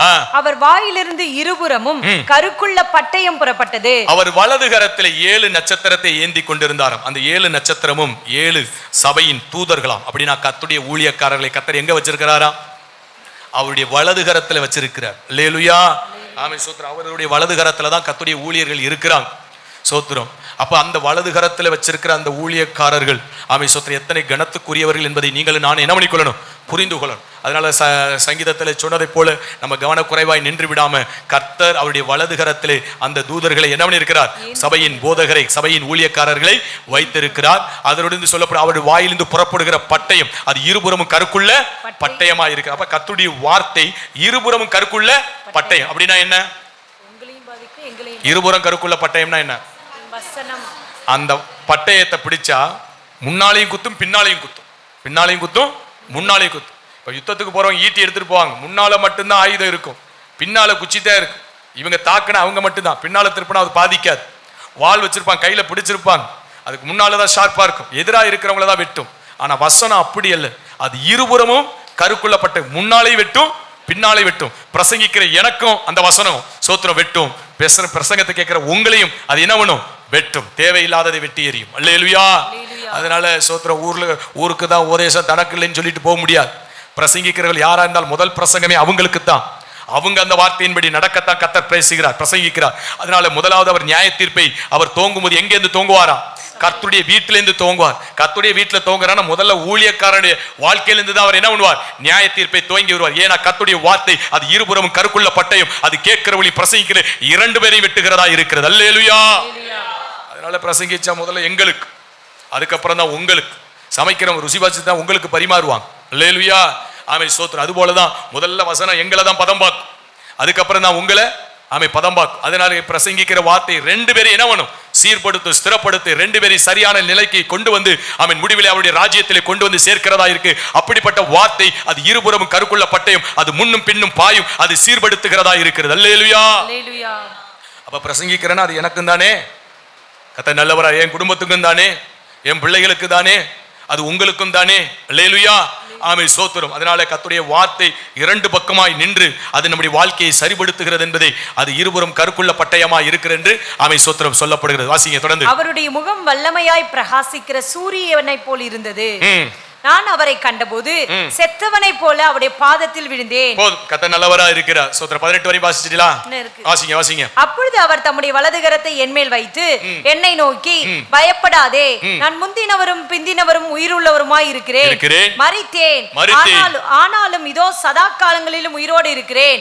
ஆமென். நான் மரணத்திற்கும் பாதாளத்திற்கும் உரிய திறவுகோல்களை உடையவராய் இருக்கிறேன். கர்த்தர் நல்லவரா இருக்கிறார். இயேசுவுடைய முக பிரகாசம் சூரிய பிரகாசத்தை போல் இருக்கு. நீதிமொழிகள் 4:18 வாசிக்கும் போது நீதிமான்களுடைய பாதை நடுப்பகல் வரைக்கும் அதிகமாய் பிரகாசிக்கிற சூரிய பிரகாசத்தை போல் இருக்கும். தானியேல் 12:3 வாசிக்கும் பொழுது அங்கு சொல்லப்பட்டிருக்கிறது, ஞானவான்கள் அவர்கள் ஆகாய மண்டலத்தில் என்ன பண்ணுவார்கள், ஒளியை போல அநேகரை நீதிக்கு உட்படுத்துகிற சதாகாலமும் என்றென்றைக்கும் பிரகாசிக்கிற நட்சத்திரத்தின் பிரகாசத்தை போல் இருப்பார்களாம். அல்லேலூயா. இயேசு கிறிஸ்து அவர் பிரகாசிக்கிற பிரகாசமா இருக்கு. அதுபோல நீங்களும் நானே எப்படி இருக்கணும், பிரகாசிக்கணும். நம் மூலியமாய் குடும்பம் ரட்சகருக்குள்ள வரணும். நம் மூலியமாய் குடும்பம் ஆசீர்வதிக்கப்படணும். நம் மூலியமாய் நண்பர்கள் ரட்சகருக்குள்ள வரணும். நம் மூலியமாய் உறவுகள் ரட்சகருக்குள் வரணும். அப்படிப்பட்ட ஒரு பிரகாசம் நமக்குள்ள இருந்து என்ன பண்ணணும்? பிரகாசிக்கணும். காலையில ஒரு பிரகாசம் இருக்கு, மாலையில ஒரு பிரகாசம் இருக்கு, ஆனா நடுவெயில்ல ஒரு பிரகாசம் இருக்கு பாத்தீங்களா? அந்த பிரகாசத்தை போல நீங்களும் நானும் என்ன பண்ணணுமா? மாற வேண்டும் என்று வேதம் சொல்லுகிறது. அல்லேலூயா. ஒரு காலத்துல இருளுக்குள்ள கிடந்தோம், ஆனா இரட்சகரை அறிந்த மாத்திரத்திலே நமக்கு ஒரு பெண்ணினை போல ஒரு சூரியன் என்ன ஆயிடுச்சு? உதயமானது. உதயமானதோடு நின்றுமா சூரியன்? நேர ஆக ஆக என்ன பண்ணிக்கிட்டே இருக்கும்? மேல ஏறி ஏறி ஏறி நடுப்பகல் வரும்போது 12ல இருந்து 1 மணியை கிராஸ் பண்ணும்போது ஆமென் உச்சக்கட்ட பிரகாசத்தை அது என்ன பண்ணுது? வெளிப்படுத்துகிறது. நம்ம ரட்சிக்கப்பட்ட காலத்திலே காலை மாலை வெயிலை போல பிரகாசிக்கிறோம். உதய சூரியன் அந்த உதய சூரியன் இல்ல, சூரியன் நம்ம வாழ்க்கையில உதயமாயிற்று. யாக்கோபு ஸ்தோத்திரம் அந்த தாய் தகப்பனை விட்டு கடந்து போகும்பொழுது அவனுக்கு சூரியன் அஸ்தமமானது. ஆனா பெனியலை கடந்து வரும்போது என்ன ஆனிச்சான்? சூரியன் உதயமாயிற்று. கிட்டத்தட்ட 20 ஆண்டுகள் யாக்கோபுடைய வாழ்க்கை இருண்ட காலமாகவே இருந்தது. எப்ப பெனியலை கடக்கிறாரோ அப்பதான் என்ன பண்ணுகிறார்? இரட்சகர் பேசுகிறார். ஆமை சோத்திர தேவனை தொழுது கொள்ள முடியாத இடத்துக்கு நேராக வருகிறார். அவருடைய வாழ்க்கையில சூரியன் உதிக்கிறது என்று சொல்லி பார்க்கிறோம். நம்ம வாழ்க்கையில சூரியன் உதிச்சிருக்கு. அதனாலதான் ரட்சிப்பின் அனுபவத்தை பெற்றுக்கொண்டு என்ன பண்றோம்? தேவனை தொழுது கொண்டு வருகிறோம். அந்த உதித்த நிலைமையில நின்றக்கூடாது. அது மேல ஏறி ஏறி ஏறி எது வரைக்கும் வரணும்? நடுப்பகலுடைய பிரகாசத்திற்கு நேராக வரணும். விசுவாசத்திலே நாம் வளர்ந்து வரணும், பரிசுத்தத்திலே வளர்ந்து வரணும், தெய்வ பயத்திலே வளர்ந்து வரணும், ஜெபத்திலே வளர்ந்து வரணும், துதியிலே வளர்ந்து வரணும், தேவ சமூகத்தை தேடுகிறது நம்ம என்ன பண்ணணும்? வளர்ந்து வரணும். தேவ சித்தம் செய்கிறதிலே நீங்கள் நானும் வளர்ந்து வளர்ந்து அந்த நடுப்பகல்ங்கிற பிரகாசத்திற்குள்ளே வரும்போது அநேகரை நீதிக்குள்ளே உட்படுத்த முடியாது. ஆமென். என்றென்றைக்கும் பிரகாசிக்கிற நட்சத்திரத்தை போல பிரகாசிப்போம். அல்லேலூயா. தேவனுக்கு மகிமை உண்டாகட்டும். அந்த நடுப்பகலுடைய பிரகாசம் வெளிப்படும் போதுதான் அநேகரை நீதிக்கு என்ன பண்ண முடியும்? உட்படுத்த முடியும். அந்த அளவுக்கு நம்முடைய ஜீவியம், நம்முடைய வாழ்க்கை, நம்ம குணசாலிகளாய் நீங்கள் நான் என்ன பண்ணணும்?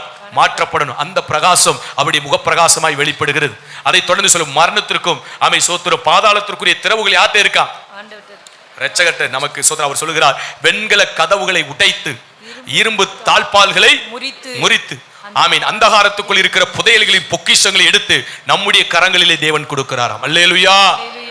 அப்ப நமக்கு வேண்டிய எல்லா ஆசீர்வாதத்தையும் அவரால் திறந்து கொடுக்க முடியும்.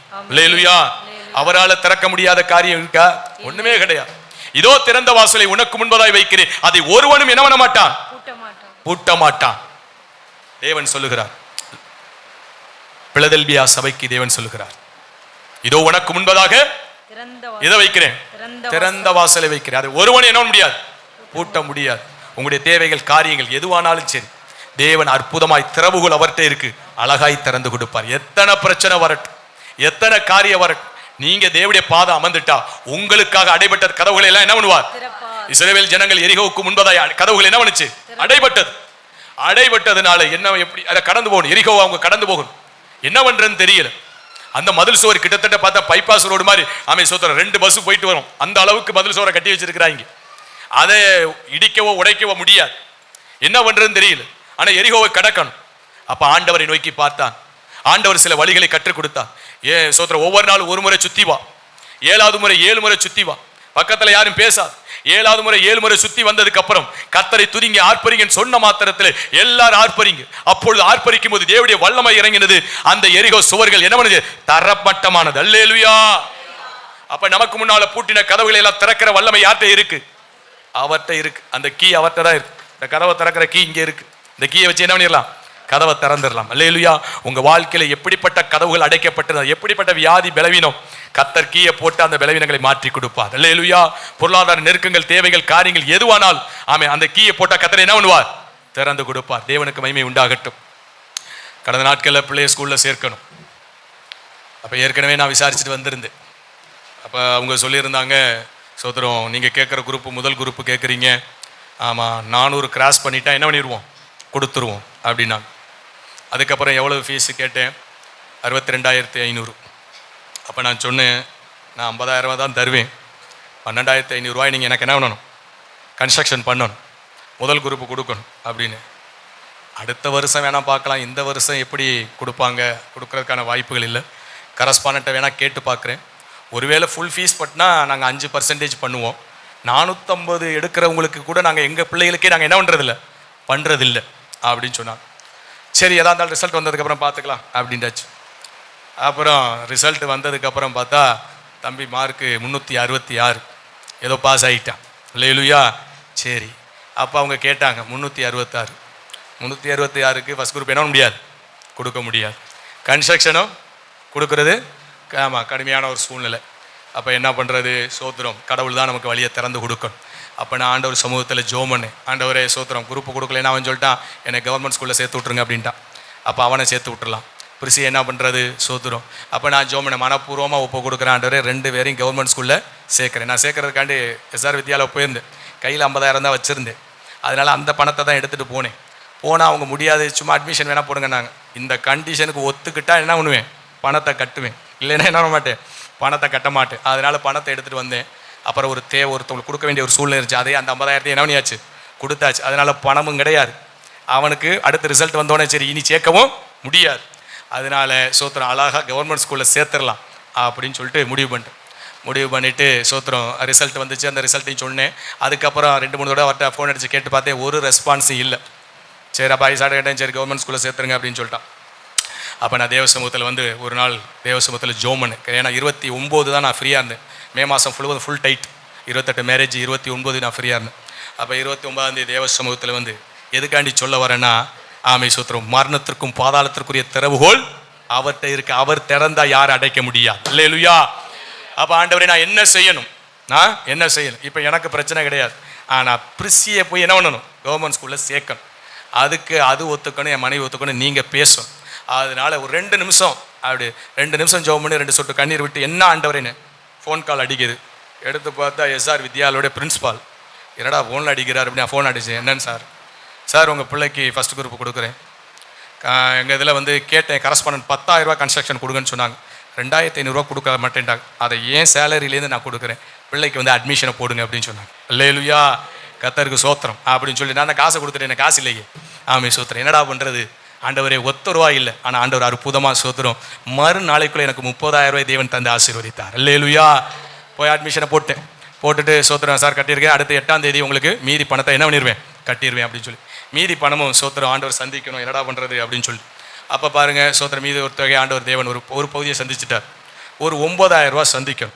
9,000 ரூபா சந்திக்கணும். சரி திங்கக்கிழமை கட்டணும் போது சோத்திரம் ஆண்டவர்கிட்ட ஜெபம் பண்ணேன். சோத்திரம் எங்கள் மாமியார் சொன்னாங்க, சோத்திரம் என்கிட்ட ஒரு 9,000 ரூபா செலவுக்கு வச்சுருக்கிறேன், அதை தரேன், இப்போதைக்கு நீங்கள் கட்டிட்டு என்ன பண்ணுங்க, அப்புறம் ஒரு 2-3 வாரம் கழிச்சதுக்கப்புறம் கொடுத்துருங்க அப்படின்னு சொல்லி என் மனைவி என்ன சொன்னிச்சு. சரிம்மா பார்ப்போம், கர்த்தர் என்ன செய்கிறாருன்னு பார்ப்போம் அப்படின்னு சொல்லி நேற்று தினத்தில் கரெக்டாக அந்த 9,000 ரூபா தேவையும் சந்திச்சு சோத்திரம் மீதமுள்ள தொகையை கட்டலான்னு போனேன். ஆஃபீஸ் இல்லைன்னு சொன்னாங்க. திங்கக்கிழமை கட்டலான்னு சொல்லி எடுத்து வச்சிருக்கிறேன். அல்லேலூயா. அப்போ பாருங்கள், கர்த்தர் அற்புதமாய் ஆமை சோத்திரம் நம்ம விரும்பின குரூப்பையும் தந்து ஆமை சோத்திரம் கேட்ட கன்ஸ்ட்ரக்ஷனை கொடுத்து அந்த தேவையை வச்சிருந்தேன், அதை கொடுத்துட்டேன். ஆனால் சோத்திரம் 50,000 ரூபாய் தேவையை சோத்திரம் ஒரு சில நாட்களுக்குள்ளே என் தேவைகளை பூர்த்தி செய்து ஆமை சோத்திரம் கர்த்தர் கிருபையாய் கர்த்தர் நடத்தினார். அல்லேலூயா. யார்கிட்ட சாவி இருக்கு, அவர்கிட்ட சாவி இருக்கு. நீங்கள் அவரை நம்பிட்டா போதும், கர்த்தர் பலமாய் கிரியை செய்வார். அல்லேலூயா. சோத்திரம், இந்த அற்புதத்தை சோத்திரம் என்னோட படித்த ஒரு பொண்ணு சொன்னலையா, ஞாயிற்றுக்கிழமை கூட போகலைன்னு சொல்லி, அதுக்கு சொன்னேன் சோத்திரம் தேவன் இப்படி ஒரு அற்புதத்தை செஞ்சாருமான். அது பிரமிச்சு போய் திகச்சு போய் சோத்திரம் கர்த்தர் உனக்கு இப்படியெல்லாம் அற்புதம் செய்கிறாரே அப்படின்னு சொல்லி ஏதோ சொல்லி வரும்போது சோத்திரம் இந்த இதையும் வாய் தவறி சொல்லிட்டேன். சோத்திரம் பணம் பிள்ளைகளுடைய காரியங்கள் இன்னும் ஆண்டவர் சந்திப்பார். உடனே எவ்வளோப்பா வேணும் அப்படின்னு நீ ஒன்றும் சொல்ல வேண்டாம், ஒன்றும் வேண்டாம், என்னை ஆண்டவர் சந்திப்பார் அப்படின்னு சொன்னேன். மறுநாளே பார்த்தா சோத்திரம் அது ஒரு பெரிய தொகையை போட்டு வச்சிருக்கு. அல்லேலூயா. பார்த்தேன் ஆண்டவர் அதுக்கு முன்னால் என் தேவையை சந்திச்சிட்டார். அப்புறம் நான் ஆண்டவர்கிட்ட சொல்லியிருந்தேன், ஒரு ஏழை பிள்ளைக்கு படிக்க வைக்கணும், எனக்கு அந்த தேவைன்னு. நேற்றைய தினத்திலே போய் கொடுத்துடலாம் அப்படின்னு சொல்லிட்டு சோத்திரம் பயணப்பட்டேன். சோத்திரம் ஆனால் அவங்கள சந்திக்க முடியலை. கர்த்தர் ஸ்தோத்திரம். அதனால அவங்களுக்கு சோத்திரம் அந்த தொகையை என்ன பண்ணிடுவோம், படிப்புக்காக கொடுத்துருவோம். கர்த்தர் காரியங்களை அற்புதமாய் செய்கிற தேவனாய் இருக்கிறார். அல்லேலூயா. திறப்பார், அவங்களுக்கு திறப்பார். எனக்கு இந்த வருடத்தில் செஞ்ச அற்புதம்லாம் கொஞ்சம் நெஞ்சம் கிடையாது. சோத்திரம் கட்டுமான பணியை முடித்து, கன்வென்ஷனை முடித்து, சோத்திரம் VBS ஊழியங்களை முடித்து, ஆமை சோத்திரம் அதுக்கப்புறம் பிரதிஷ்டையை முடித்து, சோத்திரம் இந்த வருடம் என்னுடைய கணக்கு வழக்கெல்லாம் பார்த்தா நானே பிரமிக்கணும். அல்லேலூயா. கர்த்தர் அப்படிப்பட்ட பலத்த காரியங்களை கர்த்தர் செய்வார். ஏன் சொல்கிறேன் அப்படின்னா, திறவுகோல் இரட்சகர்கிட்ட இருக்கு. அவருடைய திருமுகத்தை மாத்திரம் நோக்கி பார்ப்பீர்களானால் உங்களுடைய தேவைகள் எதுவானால் கர்த்தர் ஆச்சரியமாய் சந்தித்து அற்புதமாய் நடத்துவதற்கு அவர் போதுமானவராய் இருக்கிறார். அல்லேலூயா. அல்லேலூயா. பிரிசி ஒரு காரியம் சொன்னிச்சு கடந்த நாட்களில், வாட் அ காட் அப்படின்ச்சு, பிரமிப்பு. ஏன் அப்படின்னா சோதரம் பீலாவுடைய அக்கா மக வந்துச்சு. ஆமாம், ஒரு சூழ்நிலை நிமித்தம் வந்து வரும்போது ஒரு பேடு வாங்கிட்டு இருந்துச்சு, லினோவா அப்படின்னு சொல்லி அந்த பேடு, இந்த பெரிய பெரிய ஊழியக்காரவங்களாம் வச்சுருப்பாங்களே, அதை யூஸ் பண்ணுவாங்க பைபிளுக்காக, அதை வாங்கி வந்துருச்சு. அப்போ வீலா பிரிசி கேட்டுச்சு, எப்போ உங்கள் மகளுக்கு இதெல்லாம் வாங்கி கொடுக்க போறியே அப்படின்ச்சு. இதம்மா இதெல்லாம் அழிய போகிறது, இதெல்லாம் நமக்கு ஒன்றும் வேண்டாம், அழியானது இயேசுவும் பரலோகம், அவர் கொடுக்குற கிருபை இதுதான் நமக்கு வேணும், அதனால இதைத்தான் நம்ம என்ன பண்ணணும், வாஞ்சிக்கும் அப்படின்னு சொல்லி. கடந்த நாட்களில் எனக்கு ஒரு விருப்பம் இருந்துச்சு சோத்திரம். ஏன்னா நம்ம நோட்டு டைரியில் கிட்டத்தட்ட இத்தனை வருஷம் டைரிகளை 7-8 டைரியில் செய்தி வச்சிருக்கிறேன். இதெல்லாம் அத்தனையும் தூக்கிட்டு போக முடியாதனால ஒரு பேட் இருந்துச்சுன்னா ஒரு 10,000 ரூபாய்க்குள்ளே நம்ம வாங்கிக்கிட்டோம்னா அந்த காரியங்கள் பிரயோஜனமாக இருக்குமே அப்படின்னு சொல்லிட்டு யோசித்தது உண்டு. அதை கூட நான் விசாரிக்க சொல்லியிருந்தேன். அல்லேலூயா. ஆனால் பாருங்கள் சோத்திரம், மறுநாளே எங்களுக்கு ஒரு நல்ல செய்தியை கர்த்தர் அனுப்பினார். ஒரு தேவனுடைய பிள்ளைங்க சோத்திரம், அந்த பிள்ளை வச்சிருந்து பார்த்தீங்களா, அங்கே அக்கா என் வீலாவுடைய அக்கா பிள்ளை, ஆமாம் அதே கம்பெனி சோத்திரம், அதே மாடல், ஒரு தேவ பிள்ளை, ஆமை சோத்திரம், இதை ஊழியத்திற்காக வாங்கி கொடுக்க தேவன் கிருபை செய்தார். அல்லேலூயா சோத்திரம். அதை கற்றுக்கொண்டு தான் அதுக்கப்புறம் எல்லாத்தையும் ஏற்றி கொண்டு வரணும். கிட்டத்தட்ட அதனுடைய மதிப்பு 29,000 ரூபா. தேவன் அற்புதமாக அந்த அதை பார்த்தோன்னு மறுநாளே அந்த காரியத்தை ப்ரிசிஷன் வாட் அ காட் அப்படின்ச்சு. அல்லேலூயா. நான் சொன்னேன், இது உனக்கு கொடுக்கல, இது ஊழியத்துக்கு கொடுத்துருக்குறாங்க, உனக்கு வேணும்னா நீ ஜெபம் பண்ணி வாங்கிக்க. அல்லேலூயா. அதனால சோத்திரம், இதில் வேற எந்த காரியத்தையும் கொண்டு போகக்கூடாது. கர்த்தருடைய செய்திகளையும் வேத பைபிளையும் அது கூட பாட்டுக்குரிய காரியங்களையும் ஆமை சோத்திரம் அதில் கொண்டு போய் சேர்க்க வேண்டும் என்று சொல்லி, அதனால சோத்திரம் வலதுகை கொடுக்கறது இடதுகை அறியக்கூடாது. கர்த்தர் நல்லவராக இருக்கிற கொடுத்த குடும்பத்தை கர்த்தர் ஆசீர்வதிக்க முடியாது. எல்லாம் கர்த்தரை சோத்திரம் பண்ணுவோம். சோத்திரம் சோத்திரம் சோத்திரம் சோத்திரம். அதனால இந்த வருடத்தின் துவக்கம் முதல் இந்நாள் வரைக்கும் சகல காரியங்களில் தேவன் அற்புதமாய் ஆச்சரியமாய் ஒரு குறைவில்லாமல் மீதம் எடுக்க முடியாது தேவன் அற்புதமாய் நடத்தி கொண்டிருக்கிறார். அல்லேலூயா சோத்திரம். ஏழை ஜனங்களுக்கும் கொடுக்கிற அளவுக்கு நடத்துறாருங்க. அவர்கிட்ட திறவுகள் இருக்கு. அதனால உங்களுடைய தேவை எதுவானால் தேவன்கிட்ட போய் நீங்க கண்ணீர் வடிங்க. எப்படியும் தேவைகளை அவர் என்ன பண்ணுவார், பூர்த்தி செய்கிறவராய் இருக்கிறார். தேவனுக்கு மகிமை உண்டாகட்டும். 19 வாசிங்க. இதத்தான் என்ன பண்ணார், கண்டார். இப்ப கண்டவைகளை மட்டும்தான் நம்ம பார்த்திருக்கிறோம். அதுக்கடுத்து என்ன பார்க்கணும், இருக்கிறவைகளை பார்க்கணும். இனி சம்பவிக்க வைக்க போகிறவளை பார்க்கணும். இது எல்லாத்தையும் சுருக்கமா வேகமா பார்த்துடலான்னு பார்த்தேன். ஆனா கண்டவைகளை மட்டும்தான் என்ன பண்ணுச்சு, பார்க்க முடிஞ்சு. ஏன்னா நேரம் ஓடிச்சு, மணி 11:45. ஆமா, இனி இருக்கிறவைகளை பார்க்கணும். 7 சபைகளை பார்க்கணும். 7 சபைகளுக்கு கர்த்தருடைய ஆவியானவர் என்ன சொன்னார், ஆமா எதுல இருந்தெல்லாம் மனம் திரும்ப சொல்லி இருக்கிறார், அந்த பகுதியை நாம் சிந்திக்கணும்.